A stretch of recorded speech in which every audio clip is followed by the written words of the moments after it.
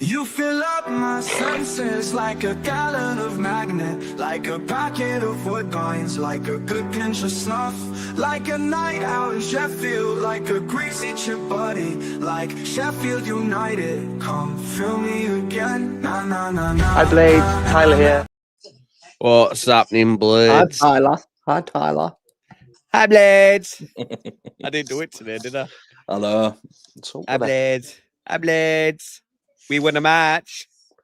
Hello, mate. You didn't even do a reaction for it. How poor. Right, you see, these were working. Well, these weren't, but that were working. I bet it were. Oh, wow. Hey, so, you know what? Before we start introducing our guest and rambling on, there's a couple of things I want to bring up. Number one being, I just want to say thank you to everybody who's been involved with channel and helped it grow and the input what people have had, but under careful consideration and input from other people, we have decided to rebrand the channel. And I'd like to put forward people already in the group or are part of YouTube already. I've seen it, but there we go. Look at the new logo. Beautiful, mate. Sexy. What do we think? What do we think? I think it's easily establishable now. So I'm not going to say names just in case they don't want shouting out for it, but you who made it, thank you very much. Appreciate it. And like I said, it's very humbling knowing that there's plenty of people out there what are trying to get involved on the channel or what are trying to help out. I appreciate it very much. So on to the second. Let's get him in. He's well, I don't know, what do we call him? Do we call him English or Canadian or what now? What is it? He's a bit of a mongrel, isn't he? If you Yeah. think about it. Yeah. An 105-year-old mongrel. Come on, Ian. Bless him. At least you've knocked your year off. You called me 106 other day. Did I? I thought I said Yeah, you did. 105. Yeah, you did. Logo's good, by the way. Am I in wrong place? Mate, you know, you've done something professional, which is, you know, I can't know, kind of can live with that one. Anyway, whatever. I love it, mate. Do you know what I like about it? It's easily identifiable, right? You look at a lot of other channels and all that lot, you can tell what it is. I think mine were a bit of a blur. You had to like squint eyes to read on that. You can spot that and you'll know what it is straight away, hopefully. Exactly. It says it looks good, and I don't know, and I don't want to, you know, I don't want to make anybody feel uncomfortable. I think they've done a great job on it. It's simple and straight to the point. Is that? All right. Can I just touch on something, mate? What's up? So, mate, I'm glad you're in stream. Have you forgiven us yet? Because I've seen that you're absolutely fuming that we're only on for 40 minutes over there, me and Ricky. So, all right. Did you see him? He was fuming. It was fuming, mate. He was like nowhere near long enough. He was like, poor session this one, lads. Have you forgiven us? I know. We were pre-record that, mate. We're busy. My missus' birthday that evening. I couldn't really do a live. Obviously, family stuff and everything were getting involved, so we had to do something quickly, but we had to post something out. Yeah. On another note, on start one, Bully. Connor's not got his hat on. I'm unsubscribing. Oh, sorry, Bully. I'll have hat on for next one. Right. Question is, are you wearing your hat tomorrow? Because guess where we're going? Yes, I will be wearing my hat tomorrow. Where we're going? We're going to beautiful downtown Bramall Lane, Ricky. Oh, church it is. And guess what? The Canadian mongrel's going is here. The boys are in town. That's me it. Me and my boy coming tomorrow. My little boy. Little boy. Listen, you know I'm only small, don't you? Ian's lad's about 6'3" and 20 stone. So no, he's not 6'3", but he's about 20 stone. But yeah, no. Well, still, listen, big lad. I'm a short ass. If you get in any trouble, he'll be right. Ricky's going to be walking about with me stood next to him and Ian's lad stood next to him tomorrow, thinking that he's summit, and he is going to be walking about thinking he's got bodyguards. Yeah, Yeah, about 8. I do not need protection.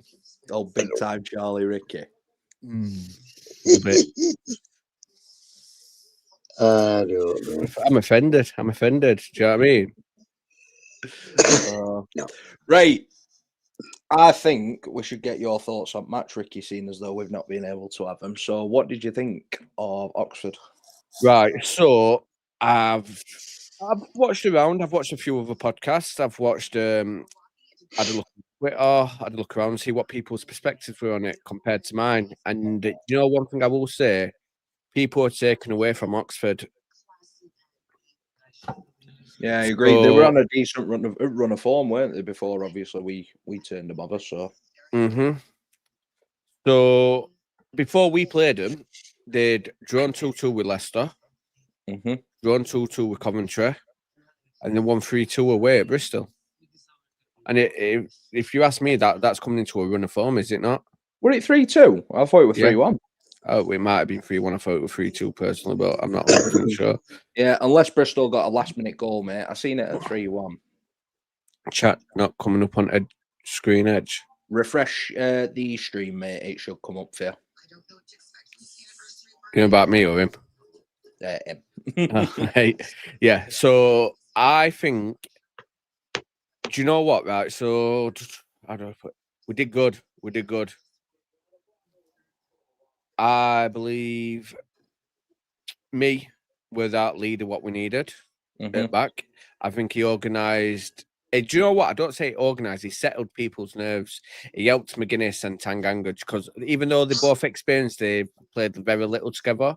Do you know what I mean? So I think me were there with just that little voice what said like, yeah, come on, let's push. No, you stay there. Let's do this. Yeah. A leader without the armband. And I think that's what we need. He told them when to push up and when to drop, didn't Yes, he? He controlled where the line were. He said, right, this is where we're standing. You stay here. You do not move from here. Yeah, exactly. It's invaluable, mate. So then I'm watching De Bruyne Samara come on up through to unforeseen circumstances with Chong taking a knock on his knee, I believe it were. I watched what we now Chris Wilder say earlier. Obviously, his knee stiffened up, so obviously we don't know what's happening with Chong at the moment because it sounds like they put quite a bit of work into Chong at the moment, and obviously he had a role to play. But obviously, with him dropping, Samara came in. Can I just say, I like Samara, but I don't think he's match fit. If that makes sense, I believe he's fit, but I don't think he's match fit. So, like you could see it for 10 minutes at game, he was best player on pitch. But then he disappeared. I don't think it's a case where he's even not match fit. I think it's match sharpness that he's missing more than else. Don't you? Yeah, no, I don't, because I think he looks leggy, you know, in that first half, you know, like after about 15-20 minutes, it's like there was a point where he lunged for a tackle and he was off it by miles like that, and then he's like when his short little passes, he'll just gain it away. Do you know what I mean? And yeah, me and you spoke about this other day, didn't we? And I think some of the times it were his fault when he was giving the ball away, but other times he was making the right pass. It were the players making the wrong run. He were very on and off, weren't he? He were really, really on and off. Can I just say, he showed me a lot of stuff I liked, right? So there was a situation where we were on byline. He had two players tackling him to get away with him. He spun and gone in between them both and come out the victor and carried on pushing the ball up. Then he's chipped the ball straight over into wings for one player to run on. And when last time we seen a player chipping ball over defenders for someone to run on? How many times have we tried to play it on ground? Yeah, we don't try it. So it were nice to see. I think he were rusty, and there's definitely a lot of room for improvement. Yeah, definitely. If that's his bottom level and that's the worst that we're going to see at him, I look forward to what we can see from him moving forward. Yeah, I think he is going to be a good player for us. I really do. Right. So going on to next, City Peck. I've given him some ammo. He has deservedly earned that ammo, but he was a much improved player that game. He much improved, and props to him. But I will say, you can see his inexperience with a lot of aspects of the game. He is so uncomposed. He gets the ball, and so he's claiming the ball when he's got it. You could have fucking set up a table, had a fucking dinner party, and a lot of it time what he had. Do you know what I mean? He's just whacking it. He's not. There's no like. He's not looking around or anything. Do you know what I mean? There were runs what could have been made. There were balls what could have been played. And a lot of time, he's just hitting it. He's not looking where he's hitting it. And there were a few instances where he's whacked it away and it's gone straight to their player. It's like he's diagonally passed it to them. And it's like, come on, man. Do you know what I mean? But it's like, luckily, Oxford weren't on point as much as they could have been, because I feel like if they wanted to, they could have put us on toast quite a few times with some mistakes what were made. But the formation change, we did look a lot more compact to what we have done over recent games, which obviously we've talked about that. I wanted to see the structure back in the team. I think that's where we've been lacking. One thing I will say I'm very disappointed with is the lack of confidence you can see with Campbell. I think he looks slightly overweight. And I'm not going to say like fat, but I'm going to say he may have bulked up a little bit too much. But there were a lot of instances where I think, do you know what, he should have done better. So obviously we talked about the ball, what played to him, and he smashed it wide. But looking at that now, he's hit that with his strong foot. Why has he not let it roll onto his weaker foot? And he could have slotted that quite easily in. There's a few instances where I think he's just giving up and he's not trying. Do you know what I mean? If it's not on a plate for him, he didn't seem bothered. Yeah. He's one of them players, though. He's so one-footed, it's unbelievable. Like, no, I won't say because I've seen him. Sorry, to disagree with you there, though. I don't think he's one-footed because I have seen him finish with his weak foot before a couple of times. Yeah, do you know what I mean? I just feel like his confidence that low at the moment. It's like before, remember when he'd smash it, you'd think, like, as a striker, they would need to believe every ball's going to go in regardless. Do you know what I mean? And that's when they get these little purple patches where they can go on these little runs.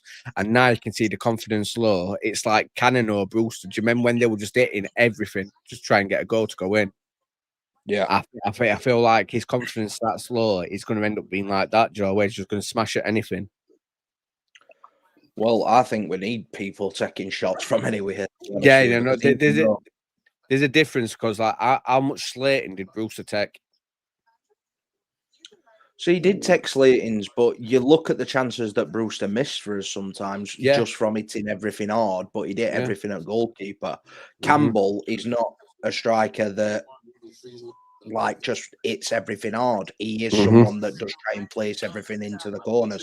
That's why he does sometimes miss chances. So to pause you now, I'm going to invite our friend from across the sea, from the red half of Sheffield, Noah. Are you all right, mate? Yeah, I'm all right. How are you guys doing? I'm great, mate. Thank you. Thanks for having me on. Yeah, it's great, mate. You're always welcome on. I'm loving the flag, by the way. Loving it.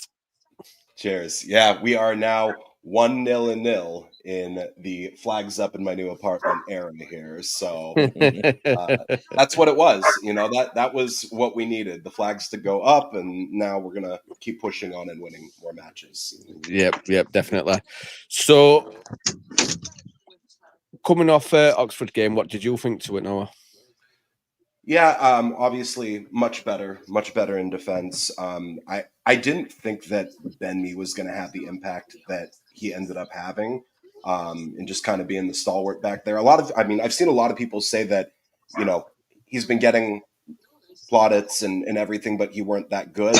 But I think he was a sort of calming influence at the back, and I believe he made McGuinness and Tanganga better just by virtue of being back there. Yeah, I think he eased the nerves a bit. Yeah. And I mean, I just think you need that experience back there. I mean, and how many seasons did he play, you know, top level football? Exactly. I think that's where we're lacking a bit everywhere on pitch at the moment. I think Tyrese Campbell's struggling at the moment because obviously he's in a Stoke kind of drought now, where obviously Stoke, he weren't performing at his best. He was just legging constantly a lot of games, and he come here, he had his little purple patch, he had his little run of confidence, and now I think that's been shot down. I feel like he's going to struggle to build himself back up. That's why I think obviously, hopefully, Ings is better. Ings is a proven goal scorer at all levels in English football, so we need someone with that kind of composure who has been in these droughts where the team's not scoring, we've been losing consecutive games. We need that player what's going to lead at front, but we also need it at back. And I do believe we need Tom Davis back in that middle, because that's something we're lacking in middle experience. Without a doubt. without a doubt. I was just going to say with Samari, he's not played at that level, which is number one. He looked. You said you touched on it there. He looked not match fit, which is not. He's understandable because let's face it, he didn't get a chance today with the previous situation. And we've also got, I think, Peck played better, but they are all young. They're very all young. Even Matos, you can see there's a player in there, but they're all young. And Tom Davis will bring the same calmness, the same experience that Mia's done at the back in the middle. If you know, if we're going to use him, for me, I would, if he's fit enough, I'd probably look at maybe starting him. See how it goes. If Tom Davis is fit, I believe, he's arguably one of the best midfielders within this league. Oh, he is. Were he on bench on Saturday? I don't think. No, he wasn't. No, he wasn't. I watched Wilder's press conferences, and he said he will be involved tomorrow night. So I he don't should think be he'll on bench though. You can't start him after his mishap. Well, maybe not. But what I'm looking at is just that. You know, if we could bottle that confidence, and again going back to Campbell, I think a lot of that is.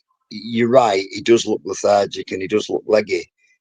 But is that a confidence thing? Has it drained that much out of him, you know, that he's got no confidence to turn and shoot? Exactly. Maybe. Do you know what worries me more than anything? I look at us compared to near enough every other team in Championship, apart from a select few. We've only got one quote-unquote attacking match winner in our squad, which is Gus. Gus is the only one that when the team's playing shit, he can pull something out of a bag to like take you to victory when nobody else is on it. Whereas I look elsewhere, Southampton, for example, Cameron Archer, Adam Armstrong, they've got some at best wingers in league. Reece Stewart. They've just signed Tom Fellows from West Brom. Ross Stewart. They've got match winners everywhere. Ipswich, Jack Clark, Agelli, Jaden Philogene.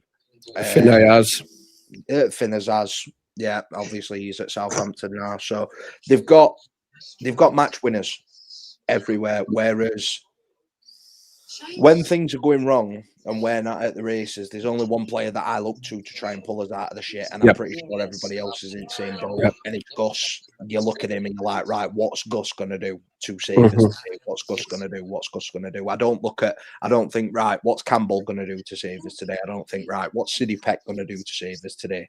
I'm hoping we are going to be able to have that sort of reliance on Ogbenny from what I've seen of him so far, because he's somebody that looks like a willing runner that's obviously going to be willing to put balls into box, but he's not going to be somebody that's going to take 3 or 4 men on and slot one straight bottom corner like what Gus can do, or he's not going to bang in a free kick from 30-35 yards. That's what worries me at the minute, the lack of creativity that we've got. We are very, very one-dimensional. So can I just add to what you're saying? Watching Wilder's his pre-match talk, post-match talk, what he had against Oxford, and I think he touched on it on the interview today, is to me it sounds like he's challenging O'Hare, because he said he's a great player, he does everything right, but he should be scoring and assisting a lot more than what he should be. Yeah, he should. You know what I mean, so to me, that's me saying Wilder's publicly challenging him to get more, because obviously we saw the other thing. Yeah, sorry, go on. So no. The other thing as well, I don't know whether you picked up from what he'd said. They went out there and they'd obviously been working on something that Chong was involved in, right? And he did say, he wanted them all to buy into that and all be ready to have to get involved if it came to it. But it seems to me that they were working. I don't want to call it a system, but they'd obviously come up with some system that involved Chong, and it sort of put skids on a little bit, didn't it? When Samari had to go because Chong's knee. Did what he did. So I believe what's interesting is no. I was just going to say what was interesting though is Chong is a much different player from Samari. You know, I mean. Samari, for my money, is playing more of a defensive midfield, and Chong's pushing way further up the pitch. I'd even say that Chong's more of a Duffy role in some ways. He's playing much more attacking midfield.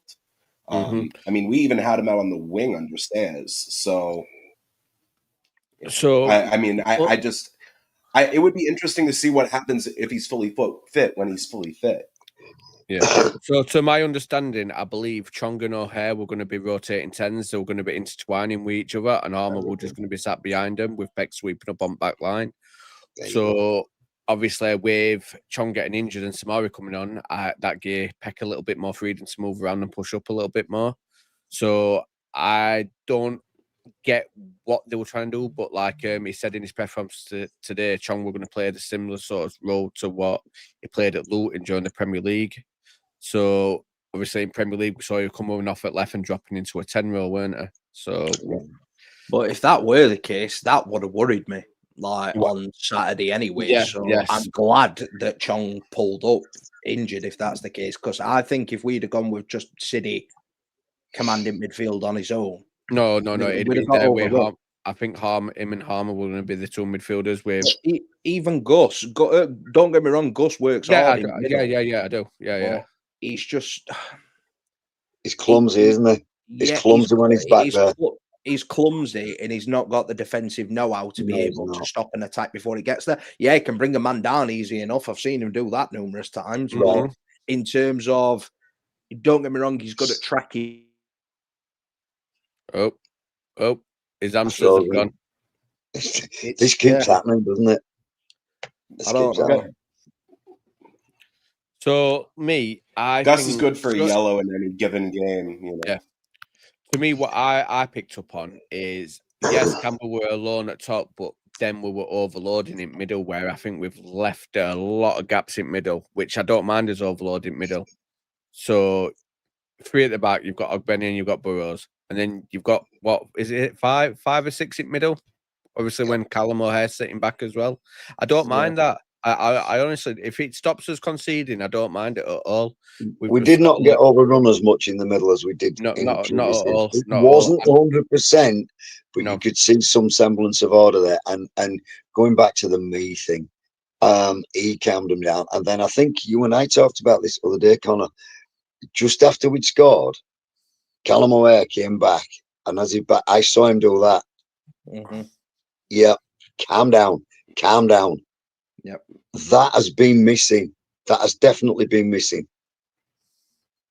So, do you know what? I think this could be the turning point, because you could see it, the Charlton performance to the Oxford performance. You can see the trust coming within the players. And like I said, all it needs is that little bit of glue. Do you know what I mean? You look at the teams we've had throughout the years, do you know what I mean? It's like we had the same core for years. So you could always fetch new players in, but we always had that same core. But now, because it's a brand new core and everyone's just been chucked together, I mean, you've missing 2 at biggest glues what you've had in team. And now has been a solid person in that team for how many years now? 3 years. Vinny, instrumental last season, do you know what I mean? And you've lost that. So where's your midfield gone? And your key defender, do you know what I mean? Majority of the team's brand new. Do you know what I mean? Yes, so it's like finding that glue, that balance, do you know what I mean? And me's there. That's experience, right? Because I'm not saying Tanganga's inexperienced. I'm not saying McGuinness inexperienced, but they haven't played together. And chemistry, it takes time. So it's going to take an older head to develop that, to tell just that leader, that vocal leader, what's going to just calm your nerves a little bit. It's like you're jumping on a machine at work or something. You've only been on it a couple of times on a new factory or something. You've got old man or road who's worked on it for 30 years. You can just go, calm down, lad. Just do it like this. Do you know what I mean? It's easy flowing it then. Do you know what I mean? And I think, go on, sorry. I see this team being a counter-attacking team moving forward. Yeah. I don't see us as being a front foot possession-based team. I see us as being able to catch teams on break. With Gus and Ogbeni flying down either side. I think, but I don't know. Is Wilder going to be able to swallow doing that? I don't believe he will. I don't think Burrows has the pace to bomb up and down wing, though, to be honest with you. What, you don't think Gus has? No, Burrows is going to be left wing back, innit? Yeah, but obviously Gus was still playing out on the left a lot of the time. He's always going to do that though, Gus. He's going to be floating from side to side, middle, everywhere. Do you get what I mean? But what I'm saying is, Ogbene created that goal due to his pace because he could get to it. Do you know what I mean? I personally, I didn't think he was going to reach it. I thought he was going out. When he hit that ball, I thought he'd already gone out. Do you know what I mean? But yeah, you got, as much as I love Burrows, I love his left foot. I love what he can give us. I don't think he's got the frightening pace to scare people. Do you get what I mean? And if he ain't got armor, picking up off him, do you know what I mean? Where's he go? I even rate him. I'll be honest, I don't rate Burrows. You don't? No. I like him. I like him, but do you know what does me? It's like Ender Stevens. We knew what we're getting with Ender Stevens. Do you know what I mean? Ender Stevens could take a man on. He did have that pace, and he could always get a ball in. Burrows, I don't know. I think he questions himself a bit too much. Ender Stevens were a 1-2. He were a 1-2 merchant. He were a one-trick pony, but it were a fantastic trick. What he could do. He played a 1-2. He run round back of his man. He crossed the ball into the box. Did what a wing back should do. Yeah. Whereas with Burrows, I've said this for ages. I see Burrows as a midfielder. You can tell that he definitely played midfield growing up. 100% he played midfield growing up, and he's ended up as a fullback because he wants to play with the ball too much. He wants to try and dictate play from fullback or wing back. And that's what frustrates me with him sometimes. I think there is a good player in there. I just think he doesn't understand his role some of the time, and he tries doing something that he shouldn't be doing in the system that we're playing. That's interesting to go back, wouldn't it, and have a look at his junior stats and see where he actually did play. I can almost guarantee he'll be in a midfielder at some point in his career. You're probably right. You're probably right, and it's as happens a lot. They go to they go where there's a space. I mean, he's got talent and he's got quality, but I think maybe again it's the confidence. I don't know. Maybe I'm wrong, but he's been really, really hit and miss, hasn't he, this year? Can I just say,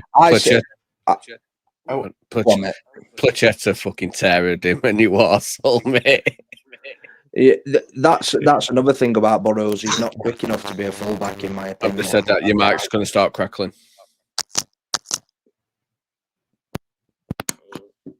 Better?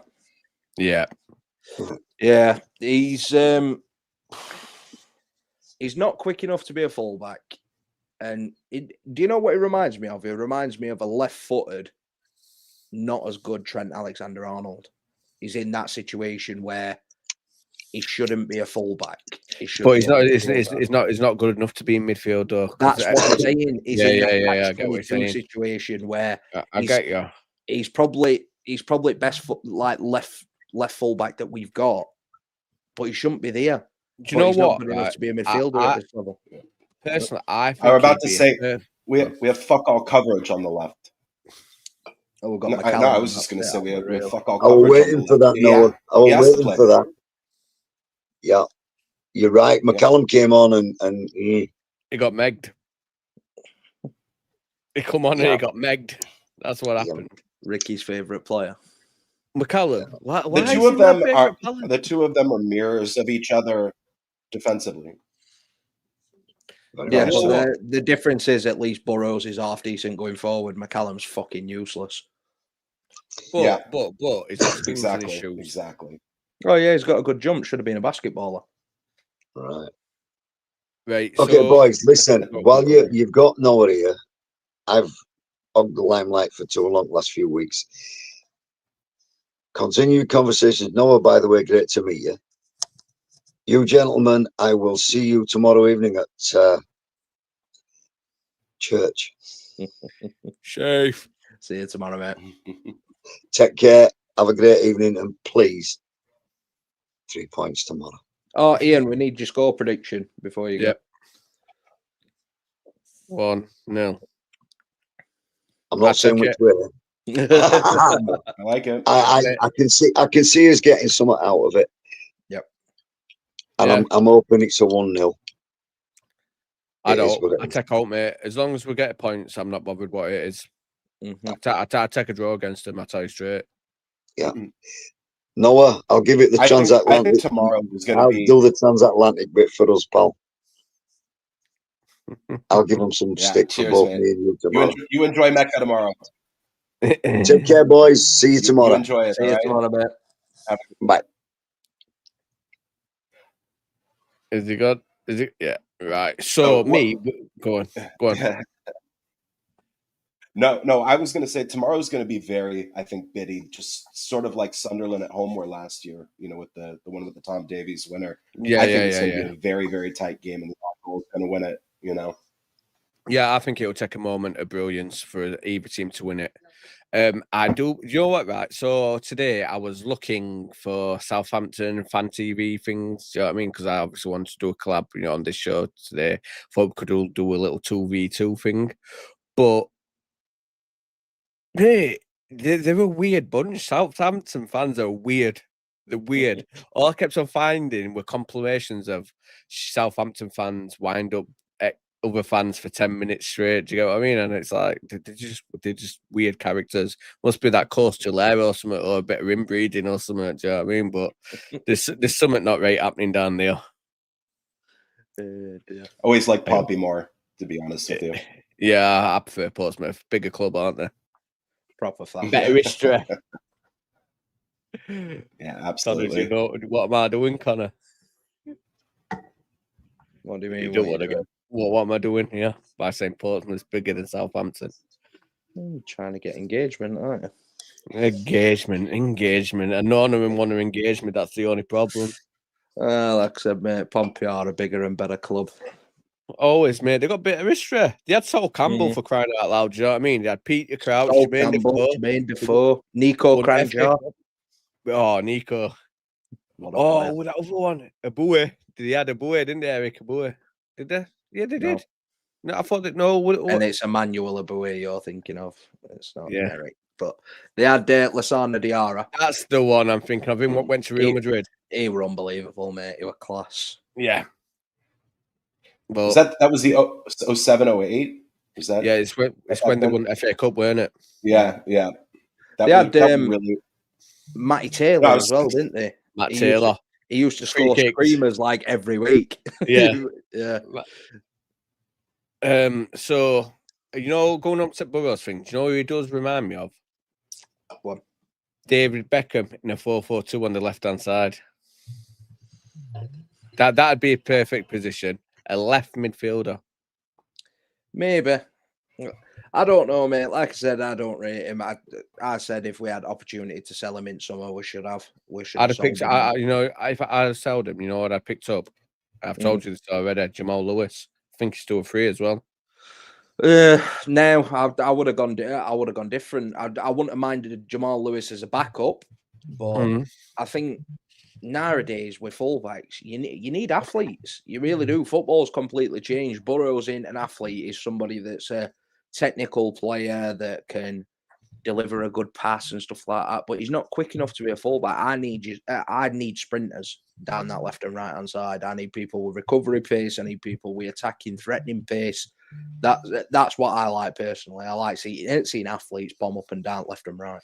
Yeah, I mean, we saw a little bit of that from him last season. It was 2 different seasons. It felt like last season from Burrows. I mean, he was practically unplayable first half of the season, and then he just fell off a massive cliff second half last season. At least my perspective watching it. He weren't like phenomenal defensively in the first half of the season, but like going forward, he were amazing. Yeah, he were good going forward, but I think there's players out there. There's players in Championship even that are a lot better than what Harrison Burrows is. And I understand. I think Curry, who played for Oxford, were better. I won't take him. Would you not? No. There is players that I would take from other teams, don't get me wrong, like maybe even like Josh Tymon. So someone like that, Josh Tymon, I think, is he still at Stoke? I'm not sure. Is he at Stoke, Swansea, wherever he is? I'm not sure. What's he doing? What's his name? Who used to play for Fulham? He's at Swansea. Ryan Sessegnon. Yeah. Ryan Sessegnon, fucking hell. Is he still at Fulham? I'm not sure. He might still be there, mate. I took him all day. Remember doing when he scored a trick against us? Mate, I was talking about it other day. It's one of the craziest games I ever went to. It finished 5-4. Leon Clark scored an hat-trick in game, and Ryan Sessegnon scored one. It was crazy. Yeah. And Leon had scored an hat-trick. Wade scored 4. We're against Wolves, weren't it? We're Wolves. Hull. Yeah. No, it did 2 against Wolves, weren't it? 2 against Wolves, 2 against Wednesday, and we're 2 against Forest. Don't know about Forest, but he did get 2 against Wednesday, and he did get 2 against Wolves as well, because he just went on a streak of scoring against his ex-clubs. Well, I'm saying that he played for near enough everyone, the championship at that point. So system-wise, do you think we're sticking with the same sort of system? If it ain't broke, don't fix it. Yeah, it's a winning system. First win at season. Why change?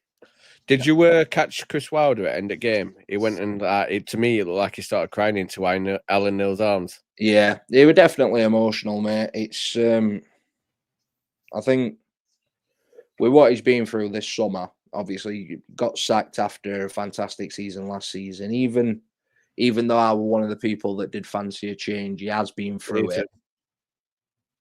And do you know what, Ray? I'm going to be honest with you. I'm not going to sit here and fanboy it up like he's fucking, like, obviously people do with him and all that lot. Do you know what I mean? I respect what he's done, and I do think it's best for our club, but I did want to change, you know what I mean? And, like, obviously, grass ain't greener sometimes, but, like I said, it's because we did a complete 360. We need a transition phase rather than jumping guns straight away. At the moment, he's the only one that can level the boat.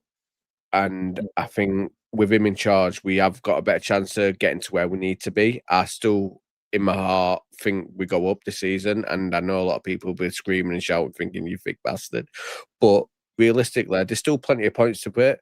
Why can't we get playoffs? Look at Coventry last season under Mark Robbins. Shocking, absolutely shocking. Do you know what I mean? They're turning around, they made it to... Right, arguably, they were a better team in playoffs against Sunderland both games. They were unlucky not to get to the final. Yeah, Sunderland they rode the luck for a lot of playoffs, didn't they? But obviously they got a job done. So as a young bunch as well to play with their backs against the wall, don't get me wrong, I fucking hate Sunderland fans. I really do. They are some of the most arrogant, entitled bastards I have ever come across in my life. Think? Yeah, they're knobheads, mate. All the I don't know. One's what we met at Wembley. They were all right. They were sound as a pound, to be honest. Before game? No, after. After, mate, I'd have just... No, honestly, mate, they were also, if all right, it were our fans what were dicks. Now, our fans are knobheads as well. We are. Our fans are all fan base. I know what will stand here and start fighting with each other. Yeah. I've seen a few Leeds fans do that as well. But yeah, our fans are knobheads as well, mate. So I remember walking out of Sunderland a few years back. That was my away day on my very first trip up to Sheffield, and we're walking out 2-1 winners and singing, you get your free season ticket and a happy meal. And then like a big group. It's the only time I've ever, almost been in a fight. I'm not a fighter. I'm not a fighter. It's the only time I've almost ever been in a fight where at some point. Noah living real life Green Street. That's problem with football and English fans. It brings best and worst out of people. Yeah, it does. It's like I watch some sports and I can't think of a sport where you can have so many emotions during one game. Do you know what I mean? I just don't see it. I know obviously you've got your obviously American football, your hockey, your basketball, all that lot, but I don't think it's got that intensity of what English football's got. Hockey gets pretty close because it's a diehard fandom. And I love watching hockey just for fights. It's great. Yeah. Hockey is phenomenal. Like if you ever make it over to the States, you have to make it to an NHL game because there's nothing quite like it in England. I mean, Steelers are good. I've actually never been to a match, but from what I've heard, Steelers is pretty good. But like the quality and the raw emotion. Is the only thing we need is the fan culture for hockey. That's what'll just take it over the top, I think, in the States. If we had I don't want to even say European, like an English style fan culture with actual chanting and singing, like it would be amazing. Do you know what I don't like about a lot of American sports? How fans of opposite teams can like sit next to each other. Because I'm not saying, don't get me wrong, I wouldn't turn around and smack somebody at a football match for celebrating a goal if their team scored. But I won't want to be sat. Yeah, I won't want to be sat next to him. I'll say I wouldn't want to be sat next to him because that'd just do me head in. And that's the only thing that I don't like about it. It's too gentrified for me a lot of the time. Don't get me wrong, I've seen fights in stands and stuff like that at like American sports, but the like MLS games, some of them, like the chanting Noah, come on, the fight. Yeah, I was going to mention that. Come on, it's bad. I will say, so I belong to the Galaxy's supporters group. That's where I sit. And the singing, because we sing a lot of songs in Spanish, but the one thing that I don't like, and I've said this a lot on the pod, is that it's not reactionary. We have 15 songs, we sing them all first half, and then we sing the same damn songs second half. And it's not, it doesn't have anything to do with what's going on the pitch. We don't have player-specific songs that we sing when they make a good play or when they score a goal or what have you. I mean, there were a couple, like when Billy Sharp were playing for Galaxy and we scored and they were singing Billy Sharp, do. I mean, it made me want to vomit. But, you know, by the same token, like that's the one little tiny thing that we're missing here in the States. And it's like, my kids have got an obsession with watching fan chants and all that lot, and they did one with English and Americans, and they were one watching it. You know where I just had to shake my head with it. I think it were we will win, and you know what you're like. I believe that we will win. Yeah, that's the one.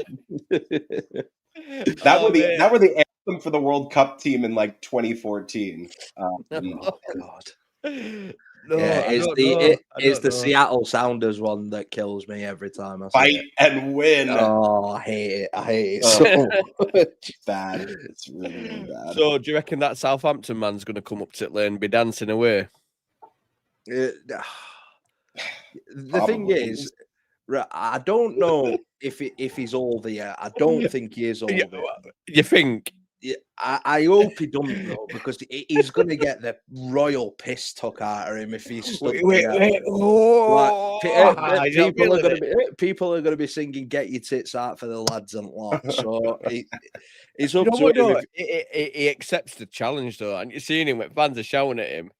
I wouldn't trust him around kids, but like at least he's enjoying himself, I suppose. You know what it reminds me of? That fat cunt at Wednesday just wears a fucking t-shirt. Oh no, Tango man. He don't wear a t-shirt. No, I'm on about him at Southampton. That's what it reminds me of. Oh, yeah. So Tango's actually all right though. You know, he's a fucking idiot, but he's all right. Man, still a prick. Yeah, he is. He's a weird guy. Obviously, he were a Wolves fan previously, and then converted to a Wednesdayite, which is a bit strange. But that is strange. He's not as bad as Pittsmore Owl, though. He's the worst. Mark. Oh, don't you worry. Don't you worry. Me and Connor knows what's happening with that. Yeah. Remember I was just on about the 2-on-2? Mm-hmm. It's going to happen. It's going to happen. Me, Connor, Pittsmore Owl, and Stuart. His bodyguard. It's going to happen. Oh, I'm looking forward to that one. There's going to be a lot of shouting in that one. Man, I'm going to call him all sorts of fucking cockeyed cunt and lot. That's already booked for November? Hopefully, yeah. I spoke to him on Twitter. He's like the Ronnie Picker in a Wednesday, isn't he? Yeah. Oh, it's going to be a good one. It's going to be a good one. So, hey, we're just waffling shit. I've got some facts for you. So, you know, we beat Southampton in 5 games. Yeah, they've been our bogey side for a bit, haven't they? I remember in first Premier League season back, we played them both. We played them at Bramall Lane. I think we lost 2-0 or 2-1, and Billy Sharp got sent off, if I remember right. Then they did us 3-0. Yeah, and it was the African winger that scored. I can't remember. I can't remember the name. When was the last win? Well, last time we won him. I can't even go that far back. Fucking hell. Was it before League One? You know what, mate? It Had to have probably been- were. Had to have been Maybe. early 2010s or even late 2000s. Possibly. Because we've not played them that much over the last few years, have we? Like, they Right. were in Premier League for a long time, and I think they got relegated. Yeah, Musa Gineppo, that's the one. Bully. Good shout, mate. Good shout. Yeah, I think they got relegated the season after we got relegated, and then we went back up, and so we've not really played them that much over the last couple of years. But I remember getting spanked 3-0 on last day of season in COVID season at their So ground. I'll give you some more stats, right? You know, United have never lost 4 in a row at home since 1954. That's interesting. I thought we'd have lost 4 in a row at home in Premier League at some point. Yeah. But No, not 4 in a row. Sheffield United have lost all 3 of their home games this season.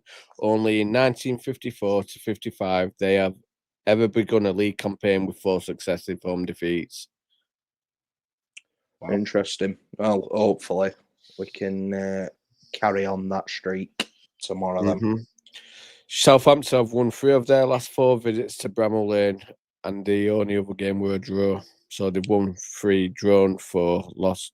What the fuck? Behind 1-3, drawn 4, lost 15. Fuck off. Is that league games or is that including cup as well? Because I remember playing them in cup. Yeah, we lost 2-2 in on cup. penalties, didn't we? Yeah, 2-2 we won it. So in overall, we played them 31 times. They've won 12. We've won 13. We've drawn 6. So we've won more. Mm. It's That must have been a lot in our surprising. early history. Must have been a while back when a lot of those wins came. Yeah. So I don't know, right? So who do you think is going to be the key men during this game? I think it's going to come down to substitutes for both teams, potentially. I think depending if we've got Tom Davies and Danny Ings on bench tomorrow, I'm going 2-1 win. If we haven't got them on bench tomorrow, I'm going to go for a draw. But in back of my head, I'm going to think that we're going to lose. I think them subs are going to be massively crucial tomorrow because you look at Southampton's bench and firepower that they've got coming off at bench tomorrow. Can I just say they've only won the first game at the beginning of the season against Wrexham. That's it. And they have lost to a poor Stoke side at home. I'm not impressed. I'm not impressed with what Will Still's trying to implement there. A poor Stoke side. Stoke in the top. It's still a poor Stoke side, mate. I don't care how you put it. It's Stoke at the end of the day. Yeah, but they're not poor this season. But then you could say the same about Ipswich. Ipswich had a poor start until they met us, and then they just dicked us all up. Pitch 5-0. Listen, sometimes you can be a slut and get dicked. You know what I mean? Look at Bonnie. There's been some internal turmoil over at Southampton as well. I think a lot rumored. Rumored, yes, rumored internal turmoil. So we'll see how that affects the meta game tomorrow, which will be interesting. I think we need a quick start. I think we really need to be on the front foot from very early on. We can't be feeling them out. We can't be waiting 20 minutes to kind of feel out the game. We have to get into them tomorrow. Completely agree. I think Southampton will come to win, though. So hopefully we will have some opportunities to try and get at them a bit with Ogbene's pace down right-hand side. Ryan Manning, who's their left fullback, obviously he loves to get forward. So hopefully, spaces. Well, in a foot race, Ogbene wins it 100 times out of 100. He's going to have him beat for pace. So if we can stop there, I think that's going to be the key battle down that right hand side for us. I really do. But I think our weakness is going to be at left hand side. Yeah, well, 100%. 100%. It always is because that's the side that you can get at because Burrows can be skinned. Yeah. So I think if we can win the ball back and get Ogbene in a foot race with Manning down that right hand side, we are going to be able to create opportunities tomorrow. But we need to be on it. We need Siddy on it. We need everybody playing progressive balls into that channel and just let Ogbene just go stride for stride with him because he ain't gonna lose. He ain't gonna lose that race. So if you've got that sort of outlet, you've got to use it. So does what's he called start? Samara, does he start again? No, it'll be Matos. Yeah. I don't like Matos and Peck together, me personally. I'll be honest with you. I don't like it. Neither do I, but Southampton ain't got a particularly big midfield either, I don't Are think. you mad? Shea Charles is massive. Shea Charles is like 6'2", but apart from that... 6'2" for a midfielder is pretty big hard for that. Yeah, he's big, but Shea Charles, and people are not going to like this comparison. I see Shea Charles as like a not as good Vinny Souza. I think he's better going forward than what Vinny Souza is, but not as good defensively. He's got a similar physique, similar frame, similar stride pattern. He's got a long stride and all that sort of good stuff. So, can I just say about Shea Charles though, right? You know, if someone says, Ricky, do you want Shea Charles in your team? I'd be like, yeah, we're starting. 100%. 100%. It walks into our team, and there's no doubt about it. I'd take him all day long. I wanted him last season when we were rumored to get him in January. Potentially. You know what though? No, they won't get rid of him now because he's playing. No, I think he honestly, I really do. Adequate. I said to you, Imogen Chief were adequate replacements for Vinny. His next move that he'll get, it'll be a Premier League move, Shea Charles. Well, that was supposed to be a Premier League move, weren't it? He will get a Premier League move, though, 100%.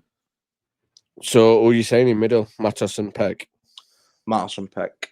Makes the most sense at this point. Yeah. I just don't. I can't see Samari. He's too inconsistent. He had like moments that were decent on Saturday, but I'd say on balance of his play, he just went missing for stretches, and we can't have that, especially against a team like Southampton, because their place in the table doesn't affect their quality or their what could be their form. Yeah, but then you could say that about us. It affects the quality of our team. Do you get what I mean? Yeah, no, I agree with that. It's like we may have lost X amount of games, but like I said, I still think we're one of the best teams in the league, and I know performances aren't showing that. But I think if we're gonna go after Southampton, we need to do it now. I think we lost too many points last season against the top two. We never beat Leeds, we never beat Burnley. Sunderland, it were 1-1. Do you know what I mean? So the people in and around that promotion chase, because let's not forget, right, end of season, Southampton will be up there. Do you know what I mean? Just like Ipswich, just like Leicester, they'll all be up there. It's about who can maintain it long enough. So I think while we need to be picking up these points against them. And granted, yeah, we have lost 15 points already. Is it 15 or 18 points? 15? 18. 18 points. But Ipswich have lost X amount of points. Southampton's lost X amount. So they're playing catch up as well. And I think now, if we're going to get out from this game, it has to be now. I think the only team that have probably started in the way that they were expected to start, really, I know Leicester have started all right, but I don't think they've been as good as what they may be expected to be, or maybe they have exceeded expectations with amount of players that they've sold as well. So it's a bit of 50-50 on there. But the only team that's performed the way that they were expected to, really, is Coventry. Coventry are the only team that are up there. Yep. It's like I do believe Coventry will drop off. I do. You don't. The two good going forward, mate. It's going to be a case of that.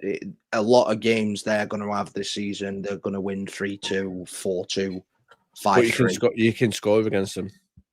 Yeah, you can score against them, and you can be in a game against them. But they've got firepower, and Frank has got them playing like some really, really good football. Yeah. Now. So can I just add to that, right? That the same team what we played last season when we did them at Lane. Pretty much. Right? And I think we shut them down pretty easily. I don't think there were any point where I thought we were under cosh or we were in danger really from them. So they're the same team, but we're not. No. What can I say? When we come round to them, hopefully we're a confident team by then. So I'm not even on about in terms of confidence. I'm about man for man. Our squad is worse than what it were last season. A whole lot worse. It is. Midfield, absolutely. Midfield, Offensively, you can say as well. Like, I mean, how many options do we have at striker? We have literally 2. We've got no Ben Brereton Diaz, no Jezrin Raksaki, no Hamza Chowdhury, no Alfie Gilchrist, Harry Clark. We've got Harry Suter, we have lost a lot of players from that squad last season that are still walking into the squad now. Like, I'm not being funny, Raksaki would have walked into this squad before Ogbene got here, and he'd still be competing to start now. Yeah, possibly. But so you say midfield, I would say we're weaker, but defensively, I wouldn't say we are. I'd say Tanganga's better than Anel. Yeah, I'd agree with that, but midfield, we are so much weaker than what we were last season. I totally agree with you with midfield. I would and going say forward as well, mate. Going forward, I don't know with going forward because it's a different style, isn't it? It's a different formation. So if we're going further 4-2-3-1, I don't know. Is Ogbene better than Raksaki on that right hand side? I think it's pretty much given to they could both be used in different. Do you get what I mean? So like, I like Ogbene, but so the front lineup's practically the same if we went to the 4-2-3-1, other than Ogbene. I think I'd take Raksaki over Ogbene right now, just because, I mean, Ogbene hasn't really showed a finishing touch yet. But then again, not many of our players have this season. No, but he got the assist against Oxford. Yeah, but he's done something what I agree. A winger hasn't done for Sheffield United in such a long time, and that's get to byline and cross it in. We've not had a winger like that since probably Jamal Campbell-Rice. And he Campbell-Rice, remember how fast he were with his bald head? Mate, he weren't even quick. He just used to no, mate. He just used to make people look silly. He was so good at it. He never lost the ball. He would always take a man on. I remember sat there, so and you could see him just darting out. It was like a floating Maltese in red and white, just gone. Do you know what I mean?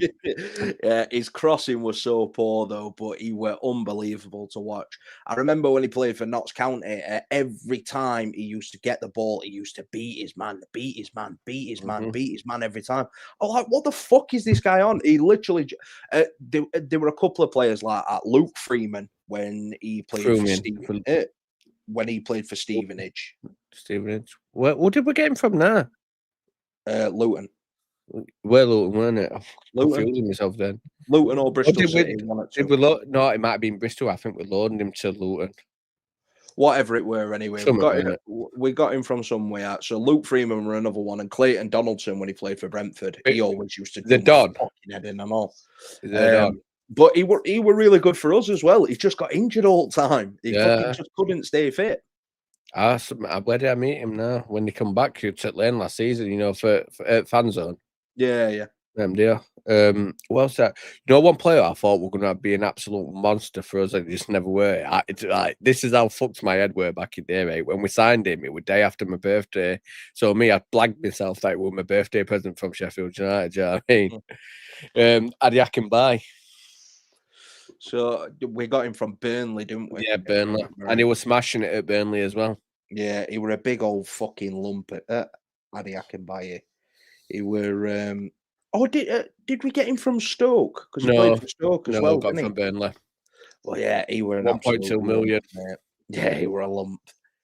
They did fuck all.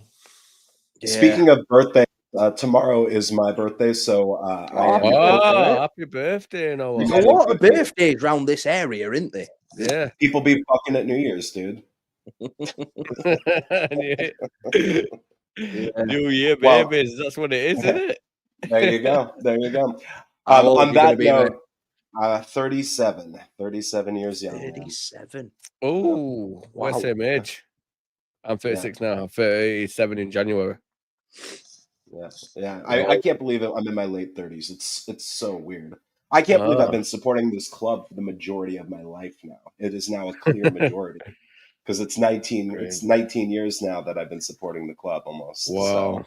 So, wow. Yeah. So is there a big fan base for like United over there? So we have a group of LA Blades. There's about like 25 to 30 of us. We meet up for the biggies. So last season, when we played Burnley on Boxing Day, the COSM, I don't know if you guys have heard of COSM, but it is an alternate reality sort of experience or shared reality experience where they have a massive screen. It's like as big as like an IMAX screen, and they project different angles from the match. And there were a good 35, 40 blades because people had come in from other cities to watch the Magic Cosmo, and it were as good as in some ways as being at beautiful downtown Bramall Lane. I mean, obviously not for atmosphere, but just like the views that you got. They had a view from behind Cop. They had view from John Street Stand.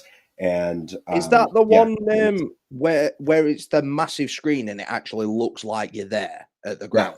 Yeah, I've seen that, mate. It's crazy.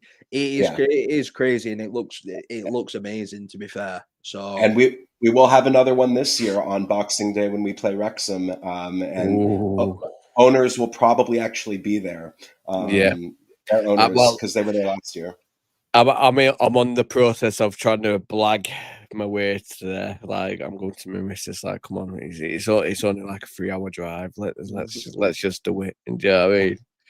So fingers crossed I'll be there. But their allocation's not very big, is it? And I mean, that'll be race course. It's about 10,000, I think 11,000. Yeah, realistic though. We are Reynolds. It's a small club. It still is a small club. Yeah, well, obviously they've got to championship. Well, they've never got to championship while it's been the championship, but they've been Division 2 a couple of times. Yeah. I don't think they've ever been a top tier club before, but it's you're going to see it happen a lot more often now. Like, you're going to see big, wealthy owners take over like smaller clubs. And it's just monopoly. That's all it is. Rich man's monopoly. That's all. Yeah, exactly. People that are bored and they're just like, yep, sound. Well, I mean, we've seen it fail a few times already. Class of '92. We've seen it a few times fail. So hopefully, there's more failures than successes, and it gives us a spot to try and get up here. I think this is going to be one of our best chances. We have to try to do it this year. I'm with you, Ricky. I think we can. We get the winning form back. There's the belief in the fans that's back now, and hopefully Wilder spurns us on, rockets us up the table. And that's what it is, though. It's all confidence. Like I say, you get this bunch of confident, right? They proved it last season. I do believe we've got a better squad than we had last season, apart from obviously Vinny Souza, who's a missing element. But if we can get form, get confident, drag it out to obviously January, let Wilder do a bit of negotiating, fucking couple of hand wanks under the table to someone. Do you know what I mean? Let's get that bloody big man in middle. Do you know what I mean? Maybe fucking, I don't know, cause more upset at Southampton, get Shea Charles across here or something. Do you know what I mean? You don't know. But I don't agree with you, mate. I really don't think we've got a better squad than what we had last season, especially from January onwards. It's not even close. Why? January onward. So let me ask you a question on individual players. Ben Brereton and Diaz, would you have had him back this season, like based on the squad that we've got now? What, from last season? Yes. From the Ben Diaz from last season? From last season or the Premier League? Premier League version, I took him, but since he cut his hair, Samson, no thank you. I took him, I thought it was shit. Him, mate. He played 18 games for us and got 6 goal contributions last season. So I'll move on. Yep. Hamza, would you have took him back? Yep. Yeah, all day long you would have took him because he can play the Vinny role. He can play in as that 6. That's why I'd have him back. Alfie Gilchrist. No. I would have took him back. We've got Godfrey's better than Gilchrist personally. From what he fell out of favor with Wilder too. Wilder didn't like him for whatever reason. I know they didn't get on, but I still would have took Godfrey back, Gilchrist back, especially from what we've seen from Godfrey so far. Jezra and Raksaki, you'd have took him back all day long, 100%. But so answer the question: is Raksaki better than Ogbena? No, but I don't know if he's better But you're saying like who's better? You're asking me to replace him. Would you take him back? It's not. I'm not. You just add him to the squad. Brooks. What, Raksaki? Yeah. No. You mental? Right, are you all right? Are you going to listen to me? Yes, I'm listening. Right. Are you all right? So Ogben is starting. Yeah, he's the starting. Yeah. I don't mind Andre Brooks coming off at bench. Oh man, I think it's the characters you surround Andre Brooks with, and I just don't think we have the characters to surround him with. To get him going. If Raksaki was starting consistently every game, he probably would be better. Do you know what I mean? I'm not saying he wouldn't be, but for just coming off at bench. Half at time, Raksaki didn't look class. I'll be honest with you. Hence why fucking Brewster ended up playing there. Mate, you can't tell me that you want to take Jezra and Raksaki over Andre Brooks. Don't know. Honestly, mate, that is one of the wildest takes that I've ever heard you come out with. No, it ain't. No, that is some chef bias right there. He's a local lad. That's why. No. I think he's a twat. I think he's a lazy fucking twat. Well, you're not exactly Andre Brooks' biggest fan. No, I've just said. I think he's a lazy twat. So, as if you wouldn't take out Jezra and Raksaki. No, but the question is, like I said to you, right? We're on about starting, aren't we? And I don't think Raksaki starts over Ogbonna. I'm not on about starting. I'm on about maybe a starting 11. Have we got as good or maybe a slightly better starting 11 than what we had last season? I think right. So I put it to bed. I think we've got better starting squad this season. I don't think we've got better depth than what we had last season. Oh, it's not even close in terms of depth, but it is close. I'd take last season's team over this one. I really would. You really? Yeah, the only person that I would have been desperate to get to add to last season, and I think if we had got him last season, would have got promoted automatically, no issue, would have been Tanganga. That's it. Mate, I think our back line is fucking massively better than what it was last season. What, including Harry Suter? That defense that I've seen with Harry Suter and announced best United defense I've seen, probably. Like in outside of 1920 season, I'd say. Outside of 1920 season. But it didn't finish like that, though, did it? It's not what we ended up with. But if you take it in as a whole, obviously Suter got injured when against Burnley. Boxing Day. Yeah. So Harry Suter is probably one of the best defenders I've seen at United in the last 4 or 5 years. Yeah, I bet him. I'm not saying that. It all went downhill. Would you take him back? I mean, would you take him back after he returns from injury? No questions asked. The question I've got to ask, though, mate, where's he going? He takes McGuinness's spot. But we own McGuinness. Do you get what I mean? We own McGuinness, but you'll be able to get Harry Suter on a cut price. Leicester loaned him out because Leicester didn't fancy him, and now he's coming off the back of a big injury. You're probably picking him up for £2 million. The problem is with Suter now is the injury what he's got. It was slow anyway. He's going to drop to even more pace. I don't care. I don't know. I'm not saying I dislike him, and I appreciate everything what he did for me. If he did for us, right? But my issue is with players returning is I've always said the same. You can go back for any stream or anything what I've ever said. I don't like players coming back because it's never the same thing. John Brayford on loan, fucking phenomenal. One of the best right backs we've had. Come back on a permanent from Cardiff, absolutely shit. Ben Diaz last season. Premier League season, monster, worked his socks off. Last season, he didn't seem last. Did not seem last. McAtee. Yeah, McAtee. Yeah.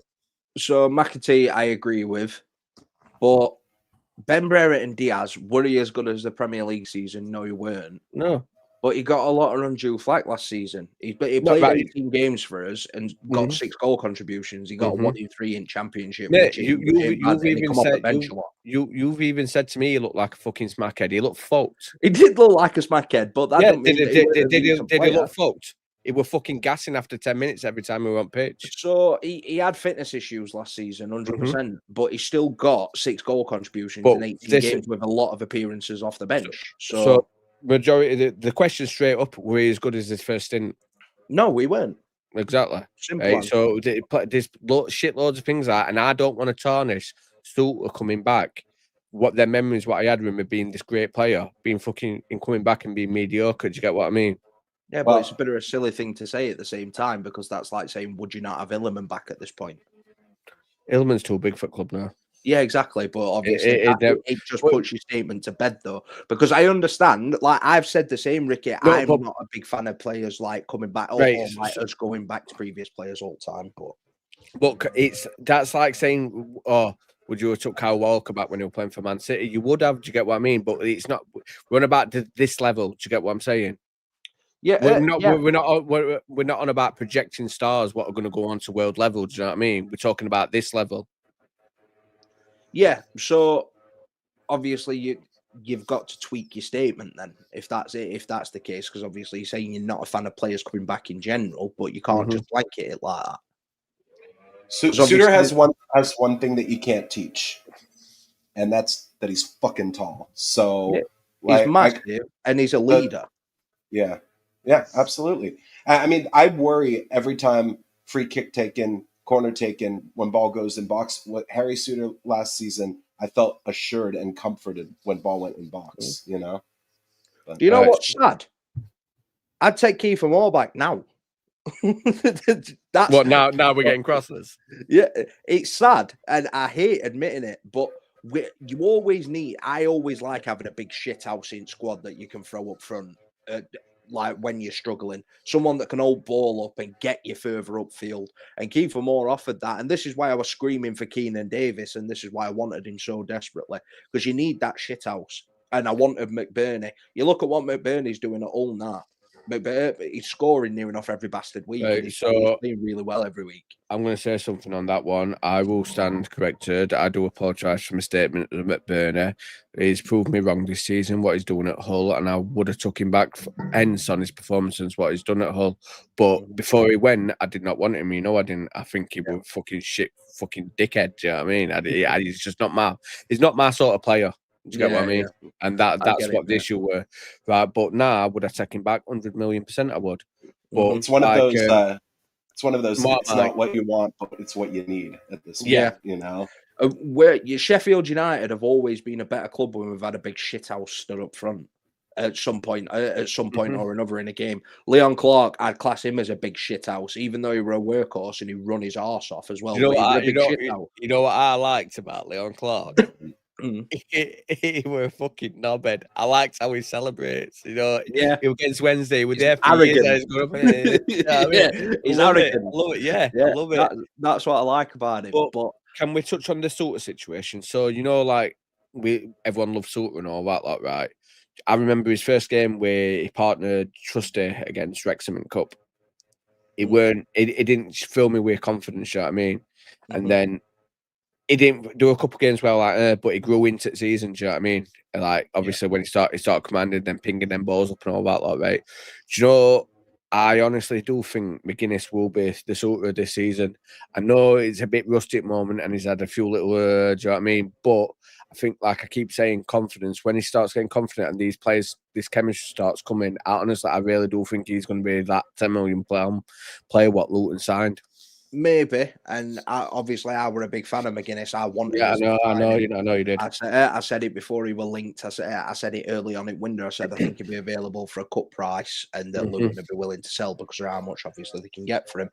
And I am happy that we've signed him. However, if you offered me Harry Suter back tomorrow, if Harry Suter's fit, and I can play Harry Suter stood next to fucking Tanganga, because that's what you need stood next to Suter. You need an athlete stood next to him, somebody that's quick, somebody that can cover ground well, but somebody that's got positional know-how as well. That's why he works so well with Vanel.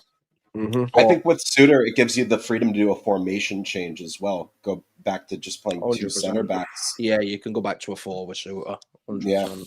Yeah. Do you know what pisses me off with a lot of centre backs? Oh, sorry, go on. No, I'm sorry. I have to run, lads.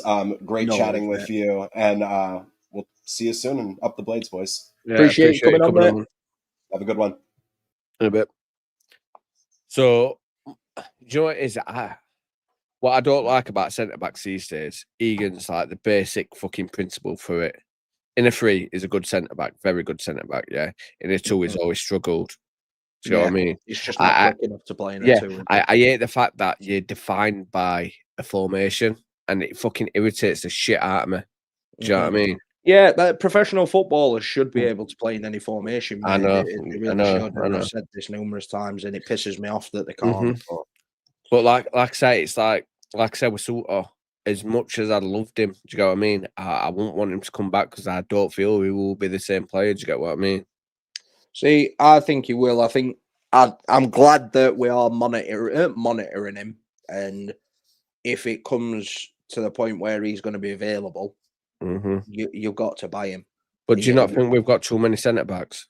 We have, but I also think that we cancel Binden's loan in January. Yeah, but even when you do cancel that, we've still got shitloads. Well, we've only got Ben Mee until end of this season, I think, haven't we? 2 year. I thought it were a 2 year. That we signed him on a 2-year deal. I think so. I'm not 100% sure, but I'm pretty sure it were 2. I think Danny Ings is a 2 as well. Danny Ings is a 1. I know for a fact that Danny Ings is a 1. I don't think it is. I think it's a 2. You can check now, mate. It's 1.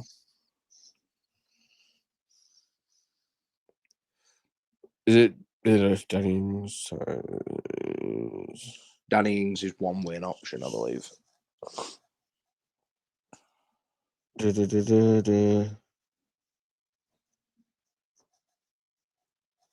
Yeah, option. Yeah, one win option. Yeah. Is Ben Meets him? I didn't look, but I double checked. I know one of them were 2. I'm sure one of them were I 2. can't see us getting Ben Mee a 2-year deal at 36.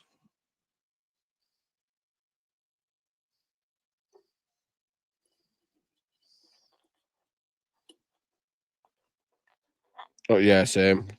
Yeah, One win option. Yeah, that's what I mean. So obviously, Ben Mee, maybe we are going to give him another year if he carries on, obviously, with the same way that he played against Oxford or gets better, because in his own words, he were rusty. So fucking hell, if It that's he did miss it a lot of balls. Do you know yeah, what I mean? yeah, but his positional sense and stuff. Oh yeah. I get that. Mm. But it's time, obviously. Yeah. Well, that's what I mean, mate. We have still got centre halves on book, but we've not. They're not tied down to long-term deals. We've got Tanganga on a long-term deal, but McGuinness. how long can you see Tanganga staying here for? I can't see him staying too long. If he has a good season this year, mate, I can see him going next year. Yeah, but he had a better season last year. Well, obviously, we can't say that yet. Do you know what I mean? But for Millwall, we were outstanding, last season. So why were it only us what picked him up? He's been outstanding for us now. It's his injury record. That's the major scare with him, because I'm not going to go into detail, but everybody knows about his injury record, and everybody knows that. I think most people know that under normal circumstances, Tanganga probably wouldn't have passed a medical. Mm-hmm. So we got a bit desperate with him. I'm glad that we ended up signing him, because he's been fantastic for us so far. But I can't see him having any sort of loyalty to Sheffield United and wanting to stay. No, not in a chance. Well, like I told you before, right? Footballers, they play for themselves. They're not fans of the club.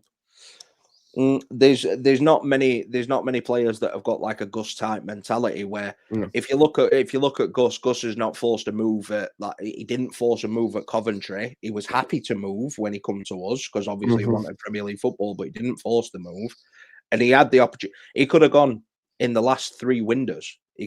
Gus could have gone, but he stayed with us through all 3 of the windows, even when he was hot property and teams did want him. So he's like an outlier in terms of what you get nowadays. Loyalty means fuck all in football now.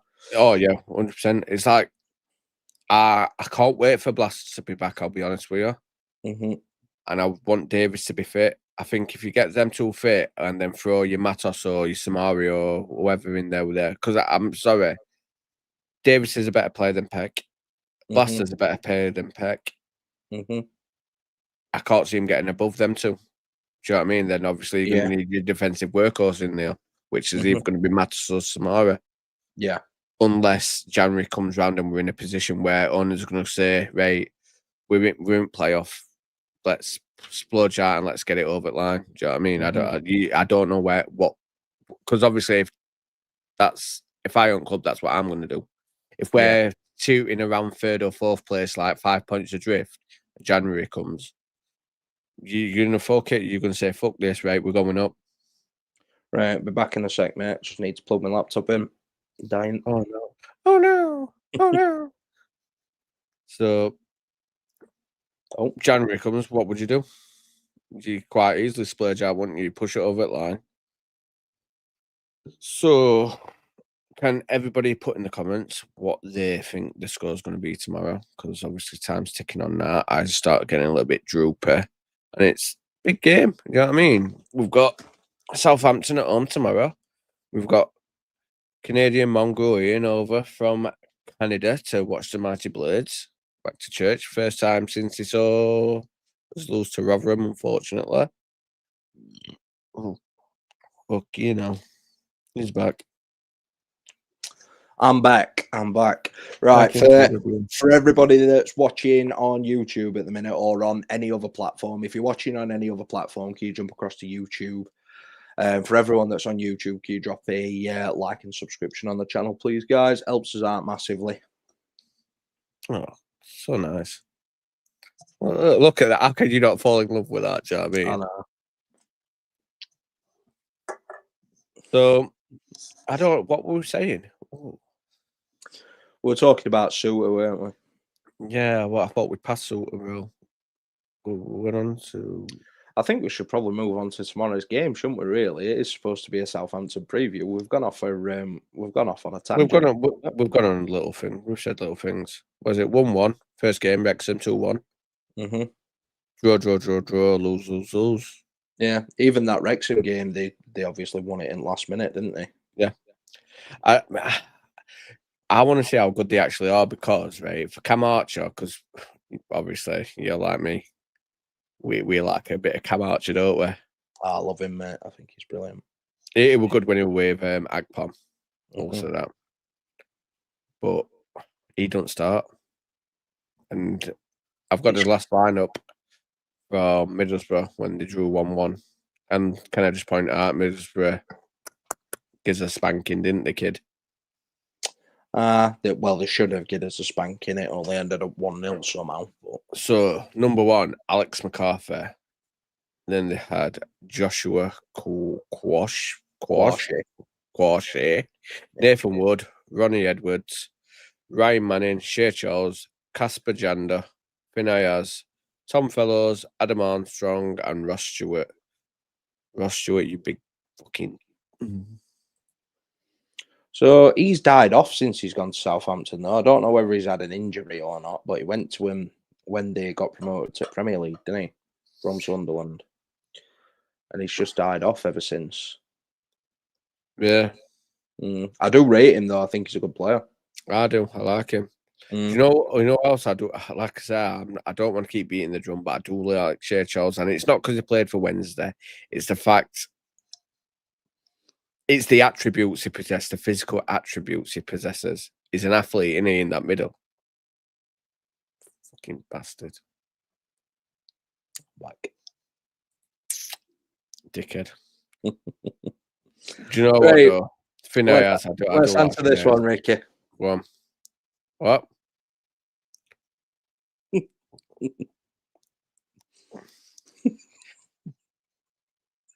Brand the blade. I'm not, pal. If you want to watch me or listen to some bullshit, I'll be on here. Yeah. Thanks, though. Oh, we never answered this one either. What one? This one. Where are the lads from the summer who came on each night? Who? You mean the Snakes, not the lads? Snakes. Oh, them. Yeah, them. Did you forget about them? Because I have. Yeah. Wait. Rumor had it. Rumor has it. Forgery. That's the one. Is it forgery? Yeah. They're off doing their own thing, mate, buying subscribers for the channel. So let them do what they want to do. We're all good here. I'm not saying no names now because I'm not fucking getting no one the spotlight. Not on this channel, not on this platform, what we've done. All I'm saying is, right, if you're going to grow something, you do it naturally. People will always watch your stuff because they can relate or want to join in. Do you know what I mean? But when you're flying up, how many would you say? 500, 600 subscribers in space of a fucking couple of weeks, but getting 10 fucking views. Yeah. It's mint, isn't it? Makes great sense because people like what we do. Yeah. I need to be careful about what I say about other clubs and all on it, you know. What do you mean? Because fucking obviously, like, I'm going to be talking about championship clubs every bastard week. So. No, you're very nice. It's me. What's like? Yeah, I know, but I've called Southampton tiny this week, so no. Saying that, there's no fans to fucking watch. We're all good. Oh, have you got? Yes, right. So, in fact, before we start talking on about predictions and fucking team lineups and all this bullshit, right? I'm going to give you this stage for 2 minutes. Get your links up, get your fucking logo up, and all this. I want you to talk about something. Don't need to, mate. I'm not gonna bring links up or out like that, but we, me and Harrison, who's obviously a mainstay on channel, he's on quite a lot. We are going to be launching a new channel this week that's going to be a championship-based channel. It's going to be called Second Tier Talk. We're going to be doing championship-related content. First video is going to be dropping this week. I will give you a little teaser. It's going to be a ranking list ranking the 10 best championship players of all time. There is going to be some different criteria on certain players. There's going to be some players that are in there based on longevity, some of them that are based in there based on one season wonders. So that's going to be the first video, but we're going to be doing all sorts of different content on there. We're going to be doing watch alongs, we're going to be doing match previews, we're going to be doing spotlights on individual teams that have hit form, we're going to be doing spotlights on players that are supposed to be some of the big hitters in division that are playing shit, what they can do to change it, all that sort of stuff. There's going to be a load of different content that's going to be going out.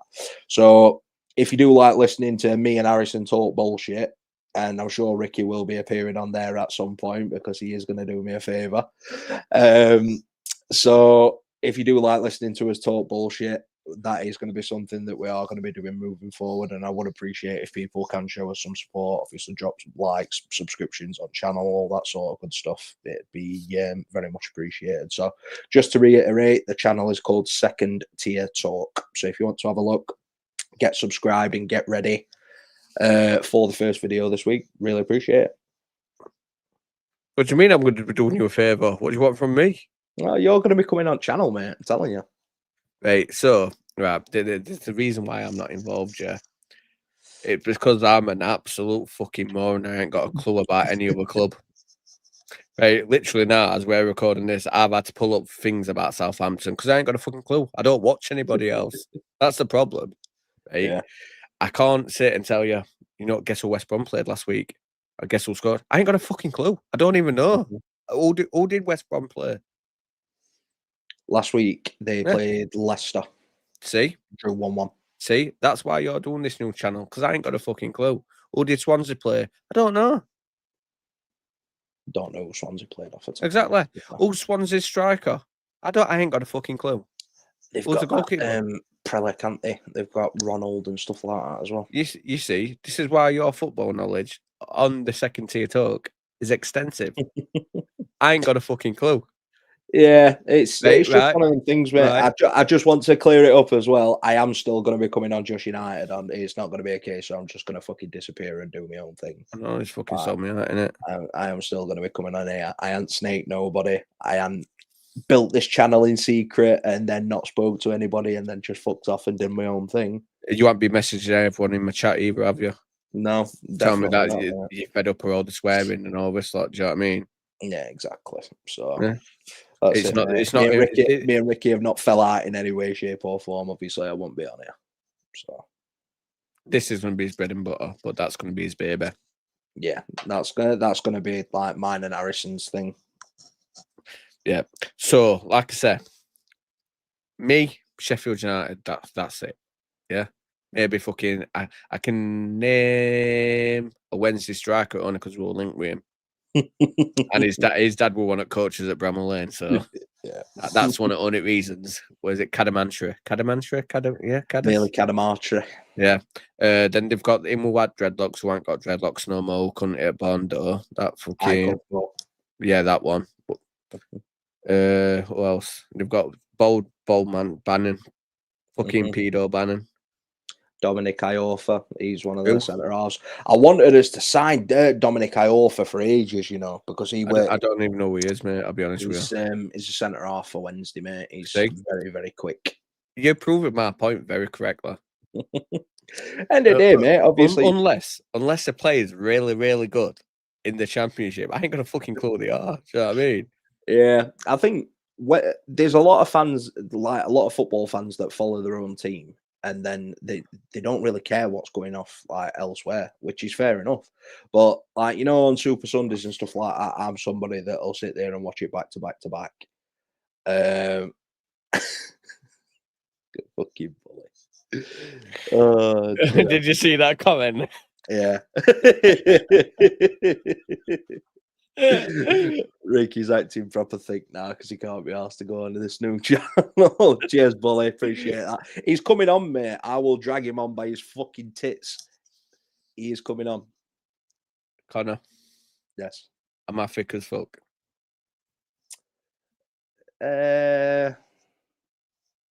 Nah, he pretends to be half at time. That's fucking rude. It baits you all in. Baits you all in. We'll go through some comments. No, what should we do now? Formation. What we're going for? I think it's got to be 3-5-2, 3 bloody 4-1-1 or whatever it were. Right, same formation. Yeah, yeah, it's got to. Yeah? It's got to be. Are you going for that same back line? Yes. Yes. No changes. No Godfrey coming in there. No. No. Cooper staying in there. Yep. No, I did. Fucking hell! Did you hear that? Oh, I'm saying I'm going for the. I'm going for the same back line. I'm changing the midfield though. Yeah, I know we're not there yet. Fucking calm down. No Adam Davis. No, definitely not Adam Davis. Sure. Yeah, 100%. I'd rather me fucking playing that over Adam Davis. Right. Okay. So, middle.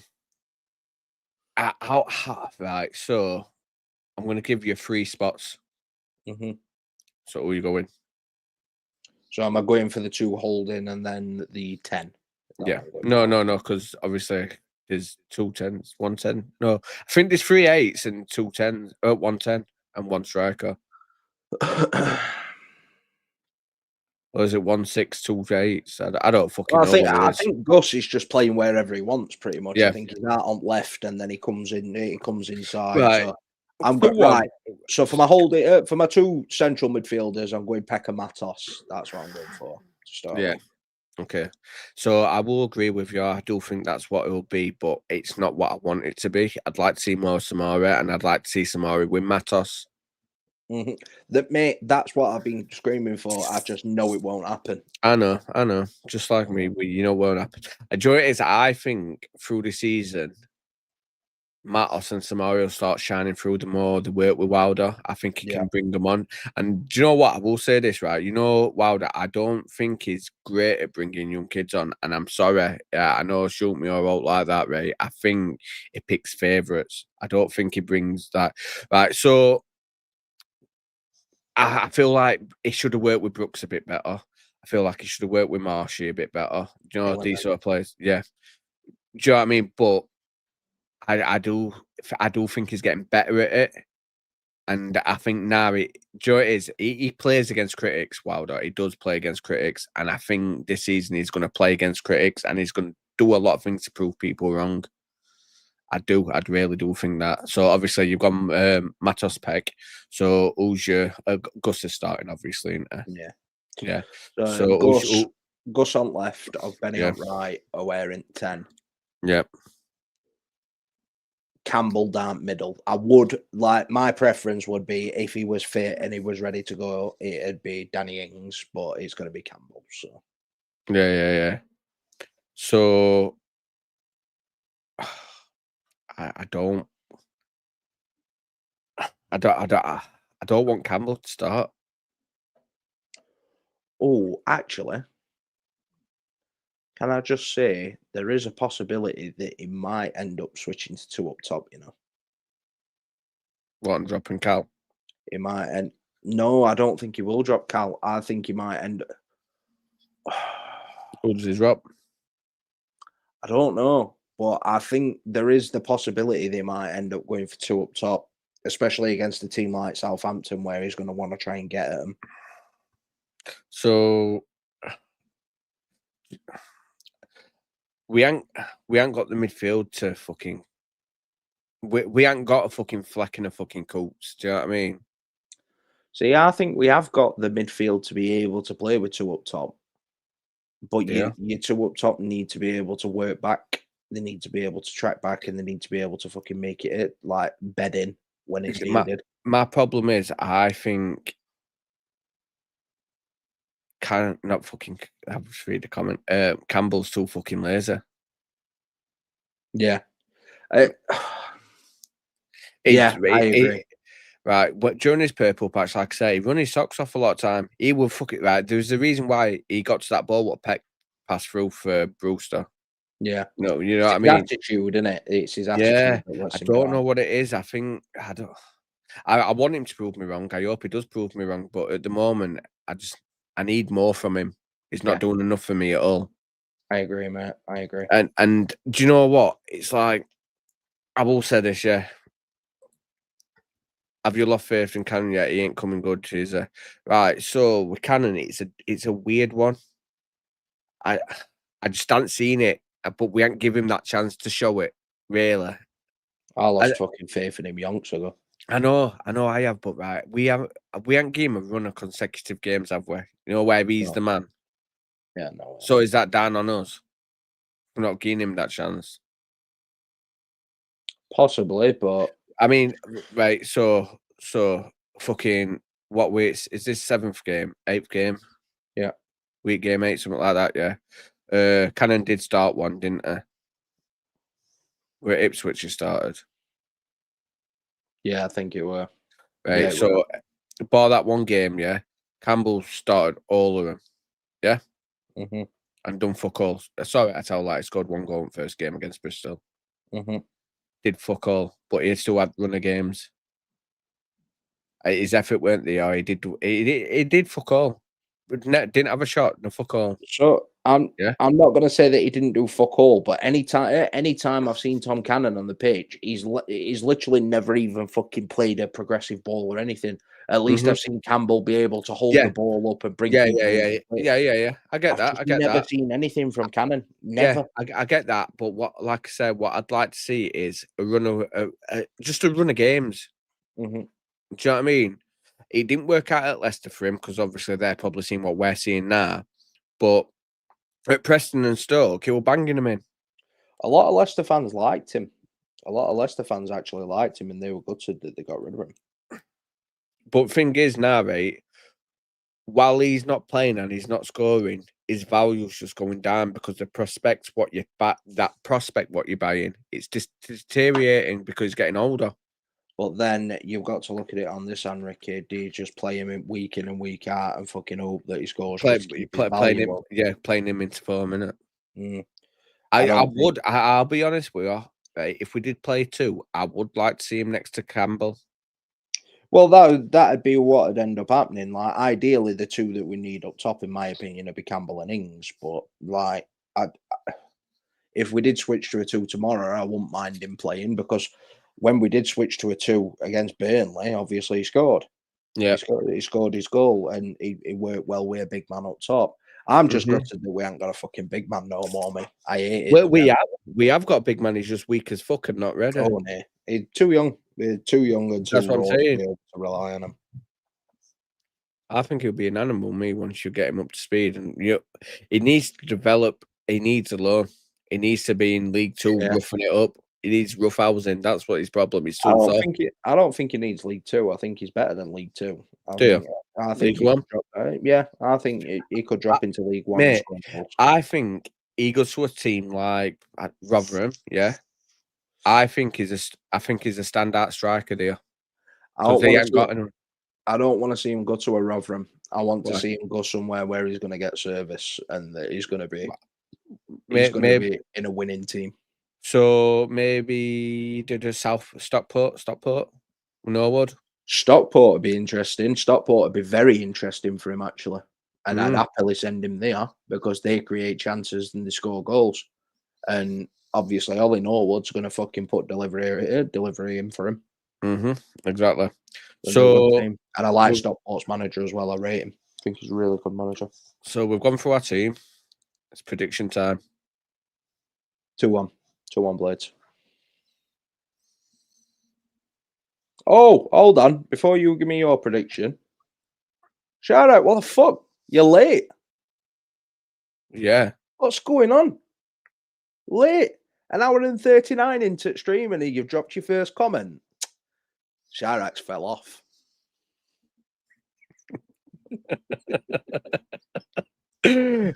So I'm going to go 1-0, but I'll happily take a 0-0. Fair. I'd take a point. I don't want us to concede. I want confidence to go back, back line again. I need that to grow. After what we've suffered, other than fucking Ipswich game, every game apart from obviously Bristol one as well, it's been 1-0, 1-0s, 1-0s. Let's just keep clean sheet again. So let's go through it. Who's the nichest Sheffield United player you can think of? Nichest? Like nichest one. Tom Davis. No, like of all time. I don't know because fucking Brayford were a laugh. You could go like Mo Besic or something like that, or Filip Aremovic. Ooh. Oh yeah. That big fucking Croatian centre half. He used to play like one game. Used to cover people's eyes when he'd jump up football and that. I loved that meme. Proper shit house. Vinny Jones. Harry Chapman, maybe. Johnny Ertel. Lesson Jean-Francois. Nyron Nosworthy. Oh yeah, you fucking Gio then. Who else have we got that's quite niche? Keith Gillespie. Florent Couvelier. That's a niche one for you. Too many big words for me there. Too many fucking names I can't pronounce.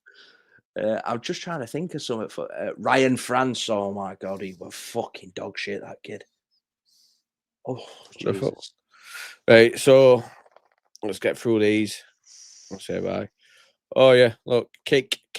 Yeah, we're on kick now as well. Connor's just got his hat. Oh yeah, we said that. So that. All right. Hi, and thanks for that, fellas. Much appreciated. S2, if you're still here, has tonight been a better one for you? We've been on for an hour and 40. Have you got your fix? Are you satisfied? Have we been on for long enough? Are you not entertained? Just wanted. Oh, mate, we need to stop. We need to stop with kick already. Every single kick comment I've seen has just been about from scammers. Yeah. Is Campbell going to improve? Yeah, there's a player in there, so he is somebody that you know that you can play into form because we've seen it with his own eyes. We've seen that he can be a good player when he takes his PEDs or stops taking them. I don't know. Maybe Buzz is about to a freestone. Whereas with Cannon, we've not seen him play well for us at any point yet. So only problem is Campbell's on Adama Traore diet at the moment, so he needs to lay off it a bit. Wilder is doing an okay job. Yes, I think Wilder's going to bring them together and make them a team again, and that's what we need at the moment. Evening, Alpha. Hope you are well too. Yeah. When's he coming back on stream, told Alpha? I ain't got a clue, mate. I haven't spoken to him for a bit, but I'm sure we can get him back on at some point if he wants to come on. Love the American United flag. Yeah, that flag that Noah's got is pretty cool, to be fair. Me too. Mark Briggs. Need to get rid of Cannon. Yeah, we do. We need Joshua Sargent. Fucking Jesus Christ. Right, all right. What about Madger? Take Madger. I'd take Madger. I'd take Ellis Sims. I like Ellis Sims. Yeah, I do. I'd take Ellis Sims. Like I'm not asking for outrageous. I'd take Ellis Sims all day long. I'm going to ask for some. I want my ender on loan. Oh, mate, can you imagine? I want. Why can't we find an Isidore? Because when we do, we just try signing Bulgarian fucking idiots. I want an Isidore. Oh, my ender. Oh, I take an Adji right. Take Madger. Maybe Lath. No. Why? He's in MLS now, anyway. Yeah, but we were linked with him in January, in summer, weren't we? I don't know. Don't think so. I think we were. Might have been Nixon that linked us, and Nixon's talked some right shit this summer. He talks shit every fucking, not even summer, just talks shit. His links massively fell off, mate. He usually weren't too far off at mark with United stuff, but this summer he's been fucking awful. Yeah, but Wilder's back now, so. Yeah. Is it a win tomorrow? I fucking hope so. Hopefully, mate. Two sides full of quality players who will both bang out of form. Hopefully, we can't work them. Hopefully, 2-1, but we'd settle for a draw. Yeah, fair assessment, that, Andrew. Do you know one thing I will notice, right? With teams, we know it for ourselves. The teams what come down from the Premier League to the Championship, I think it's harder to acclimatise to the Championship than what it is going up to Premier League because it's so mentally draining in the Premiership. When you come down, it's a lot more physical in Championship. So I think a lot of players aren't ready for that physicality again. So I don't know because I've seen us acclimatise better to Championship like a couple of times now than when we yeah, but that's because we weren't ready for Premier League. We are Championship players. Do you get what I mean? Yeah, so, but obviously, I think it's harder for Premier League players to come down into the Championship than what it is for Championship players to go into the Premier League. Do you get what I mean? Maybe. Laser. Yeah, it's definitely lazy. He can't be unfit at this point. He's been training every bastard week, so that's 2 games I saw in years. Leon 4 versus Oldham, 3 versus Fulham. Yeah, crazy, mate. Crazy games. Just for recognition, this is what we're getting off quick. Hey, Homer. I'm not reading it all, but yeah. Yeah, fuck off. Did your pen... Fuck off. Musa Gineppo. Excellent. And and the confrontation with Warnock. Yeah, on Warnock documentary, it's class. I watched that every couple of months. We were talking about it over week, weren't we? Yeah, I watched it over week. I fucking love it. It's one of my favourite documentaries. Where were the lads snaking each other and giving each other blowjobs? Mm-hmm. All right, bro. Boys. What do you think, lads? What do you think, boys? Thanks, Maury, for popping in. 2-1 Blades. I think Southampton will expose their attacks. Possibly. So, people don't know Maury. Right? I don't do this a lot, right? So, Maury has got a big following on TikTok. I'm not a part of this TikTok generation or all like that. I ain't got a fucking clue about it. But he has tried reaching out on YouTube, and for his subscriber count, doesn't reflect how good his content is similar to a bit like Travelling Blade, but a little bit more in depth. He talks about the games rather than just vlogging it. Go and check him out. Honestly, his content is pretty good, and like I say, his subscriber count to his views don't reflect on how good his videos actually are. So give him time of day. Yeah, I agree. He's been on this channel once or twice as well. He's a good lad. Yeah. When you next on the Ramble, I've answered that. I think we can hit them on counters. Definitely, I think we can. Thank you, Ben. Best channel about the most honest and entertaining 2-1 Blades. Ben, can I just say thank you very much? I do appreciate that comment. I'm guessing you and Jimmy felt that. No, not like that, mate. It's just obviously he's gone his direction. I've gone my direction. Different fan bases. He's family friendly. I'm not, to be fair. So yeah, that's all I'm going to say about it now. So that's it. Ricky don't monetize his fan base either.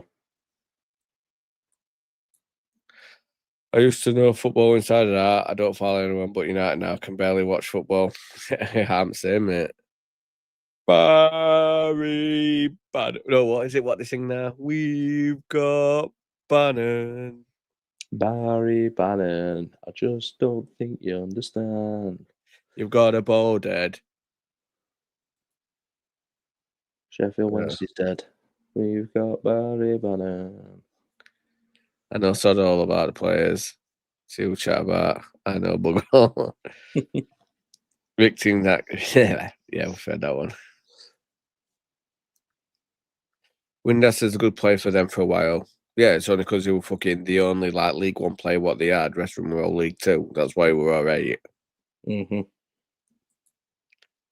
Oh, Bully, I love the logo you love. Avatar, I mean. Cheers, mate. Look, fucking just invited conversations going on. Yeah, I don't want to have, but I have. Shrek. Who's who was that? Zerk. Oh, that's him from China person, weren't it? In what played in China? From China, but he was supposed to be like a wonder kid in Dutch league for a bit. It was supposed to be fast, weren't it? But he weren't. It was just It weren't very good. It'll not happen again. Good lad. I watched the replay when you're done, lads. Thank you, Chirac. What a guy. What a guy. Looks like our favourite tie isn't paying the place. Yep.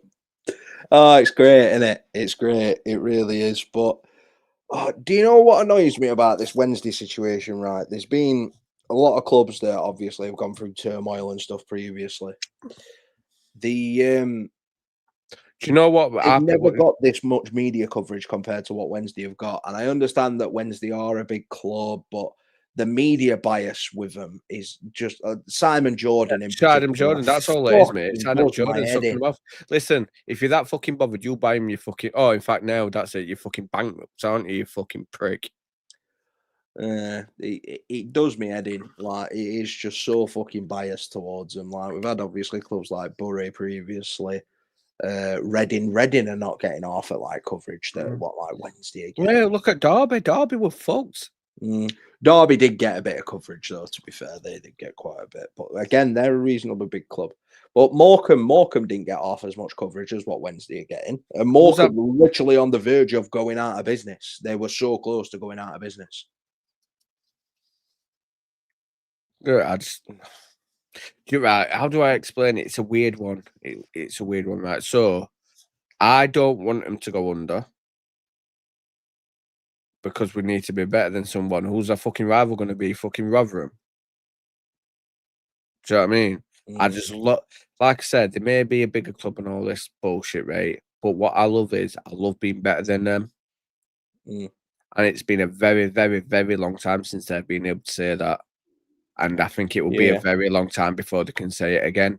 So while we're on top, because as United fans, I don't know how old some of you are, for a very long time, Wednesday were a better team as well. Bigger and better. And it's fucking... They were a good team.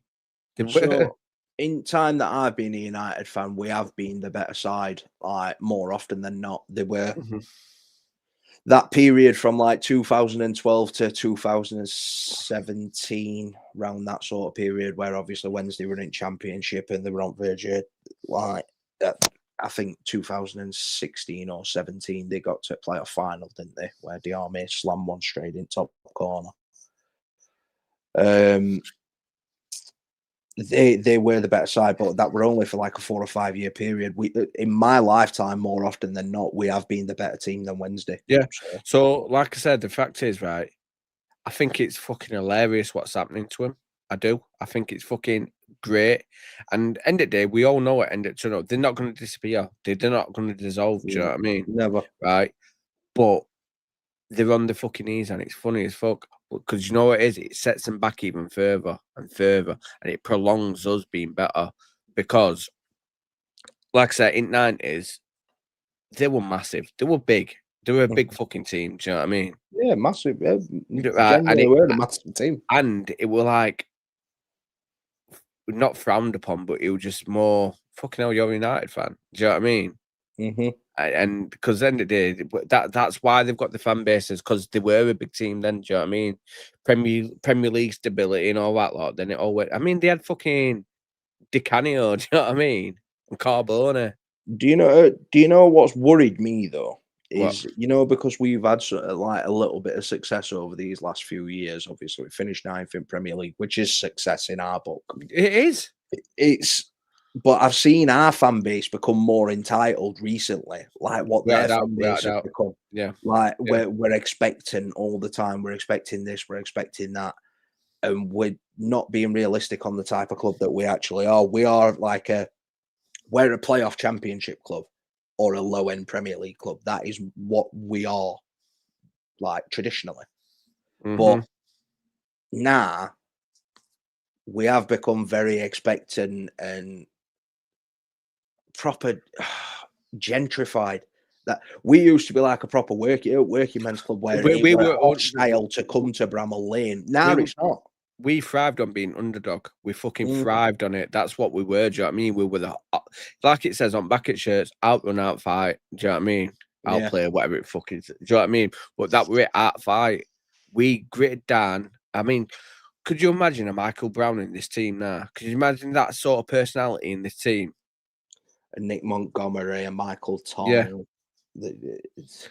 We were ready for battle. That team was ready for battle. Do you know what I mean? And we would be battle. Right? It didn't care, broken legs, cuts, everything. We'd battle through. Do you know what I mean? And fans were on side, and we'd bounce all the way through the game. We were a dirty side, though. Let's be honest. Yeah, we were. That's what we were. Like George Santos and that, obviously coming off at bench against West Brom when just fucking come off and just took Andy Johnson and just tried ending his career. We were a dirty side, but no one liked us, and we didn't care. Like genuinely, no club liked us. No club liked coming. But I see us now, like.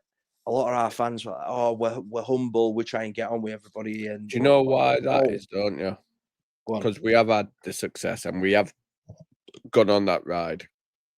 So it started turning for me where our fan base started getting more entitled after the Warnock area, around about that time, because obviously we've just had our Premier League stint, didn't we? The 2006 season. So when you're in Premier League, the younger kids are always going to follow the better team, aren't they? Do you know what I mean? It's just part and parcel. My son likes Man City for a point just because they were Man City. Do you know what I mean? So, and that's when it switched because then we dropped, didn't we? We dropped massively into League One. But then Wilder brought it all together. And we kept winning and winning. And obviously these people are from, because think it, a 10-year-old boy watching League One fucking Chris Wilder football going on this journey all the way to Premier League, watching us bounce back and forth, yo-yoing. You are going to get a bit entitled, aren't you? Do you get what I mean? And that's not... Well, it's the fans' fault. I was going to say, no, I don't think you should, because I look back on them. I enjoyed the journey. And you know what pisses me off now, right? Like I said, I can go to a game and I can just sit there. Do you get what I mean? I miss that. Stood on top at cop with my bottle of cola with my bit of vodka in it and fucking every cunt's bouncing about. Do you know what I mean? Yeah. You don't stop singing and it's like... Them couple of seasons in League One under Clough in particular, where we got to cup semi-finals. That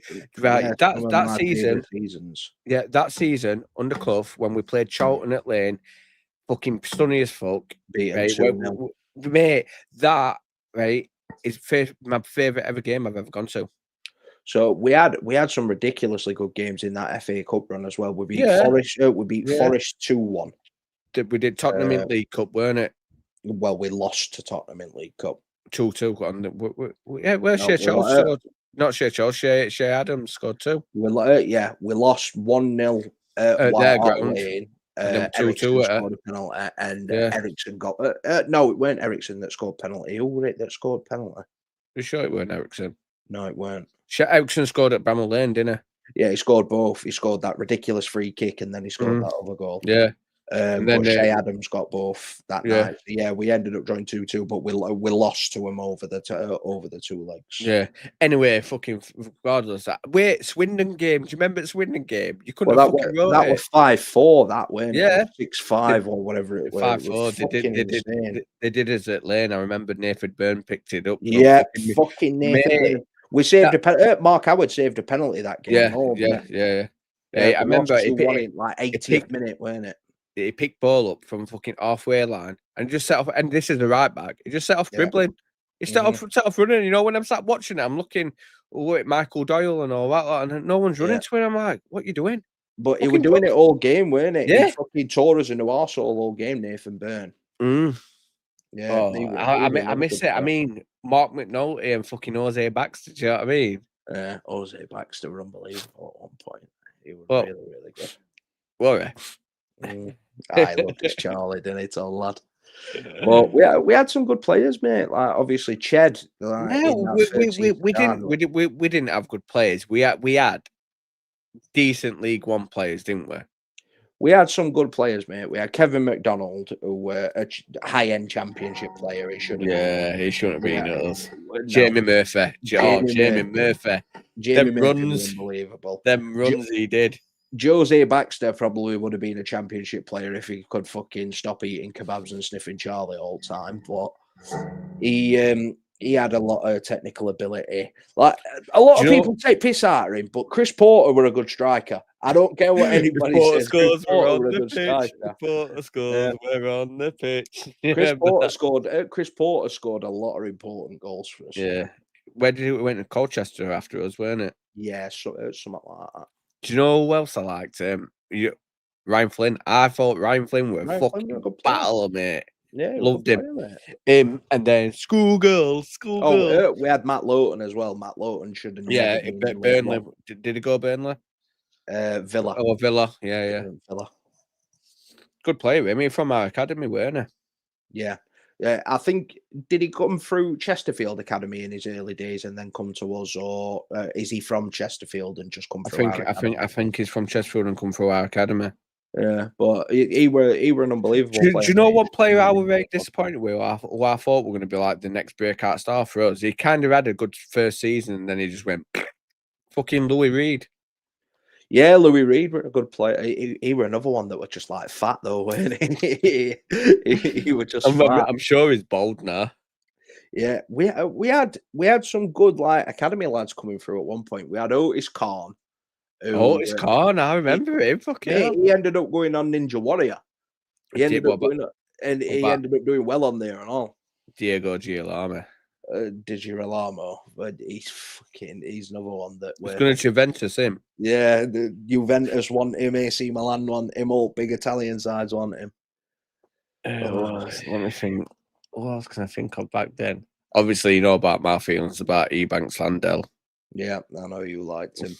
Mate, I fucking loved him. I didn't like him. I loved him. I liked him as well. He was a good player. Then we had the beard during his loan days. The beard during his loan days, mate. He were very good. Yeah, Brayford were a very, very good player.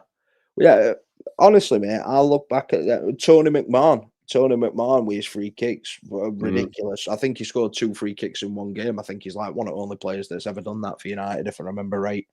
I'm not sure. It might have been against Bradford or something like that. But he had ridiculous set piece delivery. He were a good player. Who else did it? Mark Yates. Mark Yates were class. Mark Yates were a very, very good player. Yeah. Do you remember that fucking kit we had? It was fucking vile. That yellow one with fucking green and yellow. It was like a luminous yellow. Yeah, it was fucking vile, weren't it? Yeah, I didn't like that one. Did you like the Centurion kit? The white one with red stripes? Yeah, I liked that. I did, but people slated that, you know. I don't understand why I loved it. You know what I mean? I'd love to see yours with like a red kit and thin white lines. Maybe. You know, just something different. Yeah, home kit's pretty much same every year, isn't it? Now, you know, this kit, mate, I'll be honest with you. I think this is one of the worst kits we've had in a fucking long time. I think it's shit, mate. Honestly, I think it's absolutely dog shit. It reminds me of fucking paper towel. I'm being serious, mate. It's wank. Material's wank on it. We've proper just gone off a track here, haven't we? I know we have, mate. We have. But we're enjoying it. You doing a post-match live when we're all fucked off and it's fucking not tomorrow. Not tomorrow, mate. We'll be at match and we won't be getting home until about 11 o'clock because me and Ricky live at the other side of Sheffield. So balls to that. I'm not doing no live at 11 o'clock, especially if we've lost. Thank you, Kelly, for watching the stream. Hi, Blades! Sorry, it's 2-0. We'll score. I won't be against that at all, Kelly. I hope you're right. We need to get past the pigs. But I'm just, mate, listen, right? When we go to Hillsborough, I'm hoping an abattoir up there. No, she's on about in terms of getting past them in league. We will. Yeah, we need normal service resume though, because they're having a laugh at it, aren't they? We win tomorrow. We go above them. If they obviously lose or draw, well, if they lose, If mate, I you know, can't I knock know, them for how I they've started. know. Shut the fuck up, fucking hell. They've started all right. In comparison Thanks to for the plug, lads. Plug. What am I plugging? No worries, Maury. I'll send you my bank details after, so you can send fucking £100 across for a plug. What's the plug? Plug, like a shout out. Oh, not your sort of plug. what the fuck's that? Oh, yeah, me. Yeah. Go on then. Yeah. So that gobbledygook that you can see at beginning at message is the link to the Second Tier Talk YouTube channel that we're going to be launching this week. So for anyone that's in stream, if you could just copy and paste that into YouTube, go across there, drop a subscription, turn your notifications on, ready for the first video dropping this week. Like I said, it's going to be a top 10 championship players of all time ranking list. Harrison's going to be doing his own list and I'm going to be doing mine. Few different opinions in there. Obviously, you're going to be able to give us your opinions on them as well. Obviously, we're hoping to get fans of other like other clubs watching the videos as well. So there's going to be some controversial picks in there. But yeah, if you could just obviously drop across there and show us some love on there, I'd appreciate it. Ricky and Cons another post do it for the love of the Blazers. Jimmy Shambles does it for money and fame. I don't disagree. I like all those. Yeah. Oh, Ben, it's one of my favourite things to look at on Twitter, mate. I love it. It's great when they're all just slating each other. This cunt's buying a pie. This cunt's bought a pie. Oh. It's one of my favourite things, and excuses that they come out with. Oh, my kids, it's not fair on me to stop my kids coming to watch football because of the situation that club's going through. If you don't stop going to games, there might not be a club to go to moving forward if you let Chancery be in charge. You know, the funny thing is, they need to go to keep fucking club going. Well, no, because if they drive Chancery out, mate, there is always going to be somebody that wants to buy Sheffield Wednesday Football Club because of the history that they've got, the ground size, all that sort of stuff. There is no chance, no way on God's green earth that when Sheffield Wednesday go out of business. No, they won't. When you know they will. If I'm a Wednesday fan, I'm not going to games. I'm boycotting games. I'm not buying pies. I'm not buying fuck all. I'm watching it on telly or I'm watching illegal streams. That's what I'm doing. I'm not supporting the club in any way. No, you're legal streams. No, illegal. No. That's what I would be doing if I was a Wednesday fan. So, good wording. Yeah, there's no chance on God's green earth that Wednesday go out of business. So you've got to put like the present to the side to make sure that your club's got a future. So like stop being a bunch of dickheads and using it as an excuse and start actually boycotting. I want Hillsborough empty when we play there. I want Chancery offering us all fucking 4 sides at ground. I want him to get his north stand, me. Yeah. It'll never happen, mate. Coppers won't let it happen, but I'd love it. Yeah, right. Do you know what they should give us, personally? What? Top tier and bottom tier. They might have to do that just to make some money. I don't even think they'll do it. Because obviously South Yorkshire Police have got to okay it, and I don't think they will. Why? So fucking 5,000 United fans up in Hillsborough. Why? They've got to get some atmosphere from somewhere. Yeah, but it just won't happen, mate. It won't. Do you know what, though, mate? You know, like, if you're a film, you know, like how film directors like to fucking exaggerate stuff and all that lot. Mm-hmm. You couldn't have writ that fucking Duffy moment, could you? How they were all bouncing. No, mate. You just couldn't have writ it, could you? It's got to be one at best, like derby moments in football history. Like it really has. You know that I watch that now, right? And I still get fucking excited. That's how fucking petty I am. Honestly, I get fucking. It's weird. I can remember the exact moment of where I am, what I'm doing, and everything. Do you get what I mean? I can remember mouth just going, do you know what I mean? I can remember our Lass's father going to fucking a Wednesday fan going, have you seen what's just happened? Have you seen it? Do you get what I mean? Yeah, it was class, mate. It was unbelievable. And when you watch it on YouTube, that there's something what always catches me. It's that bloke with big beard, beginning with always going like that. And honestly, I'd love to pan back to his face just as fucking Duffy puts kids back to bed. Do you know what I mean? Yeah. There were some iconic moments that day, mate. They were flex free kick. They were obviously Brooks's bit of skill. When he fucking negged him. Jack Hunt like a muppet. Well, with that Herlick, Vander, with that fucking defender who just got fucking who got turned inside out by Duffy. No, the one from Leon Clark where just barged through them both. It was the Dutch lad. Yeah, it was fucking great. So after weren't he at one point, and then he just went. Yeah, Parker destroyed his career. Van den Veen, wasn't it? Yeah, something like that, weren't it? Yeah. Or it might have even been Van der Ven, but fucking when I say Van der Ven now, I automatically think of Mickey Van der Ven at Spurs, and it's not obviously not the same person. So don't feel sorry for them. It's funny. Yes, I don't feel sorry for them no more. Like the arrogance that come from them, I don't feel sorry for them whatsoever. They're just entitled. Harsh Chirac, but too true, Bren. I all seen us as a championship club, a good championship, but not quite ready for Premier League. It's I agree with that more. At what point? Where's that tipping point, though? Do you know what I mean? Because obviously, you need the owner to just push you over that line. Well, you want obviously this owner change. That's what we're hoping is going to take us to being a Premier League club, but that's yet to be seen. So, Ollie Norwood was a good player. Ollie Norwood's like a McBurney, innit? It's like 50-50 on fan base, I'd say. No, Norwood were universally loved in that first season or two. Yeah, he just dropped off, in the full COVID season. He dropped off massively, and then he just never really recovered. His legs went. Obviously, he's still playing at League One, and he's still doing a very good job in League One, but his legs went for us, and he just weren't capable of playing in the Championship or a Premier League midfield. But I always liked him, always liked Norwood. So that's the last comment. Blame Sellers for the kit. I think a lot of people blame Sellers for a lot of different things. I don't blame him for kit, though. I don't reckon it was his choice. I reckon it was owners what we said. Yeah, we did a bit of Randy, didn't they? I want that one. Yeah. I want that one. I want that one. Yeah, well. But it's not got no pinstripes. Yeah, no. I mean, what is that? I don't mind it. No.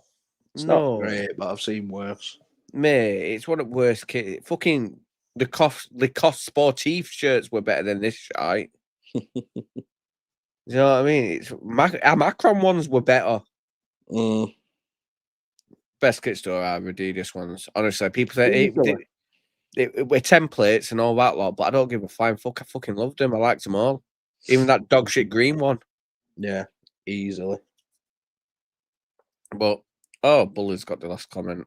Good night, Bully. Farewell. Bully. God bless. And on that note, shall we cut it? Yeah, send it there. Just one more thing from me before I go. Everybody that is watching, if you've not dropped a like or a subscription on channel so far, please do so. Drop a comment, whatever you want to do. And are you going to get rid of the Just United logo so we can get the WhatsApp group QR code up? Ta-da.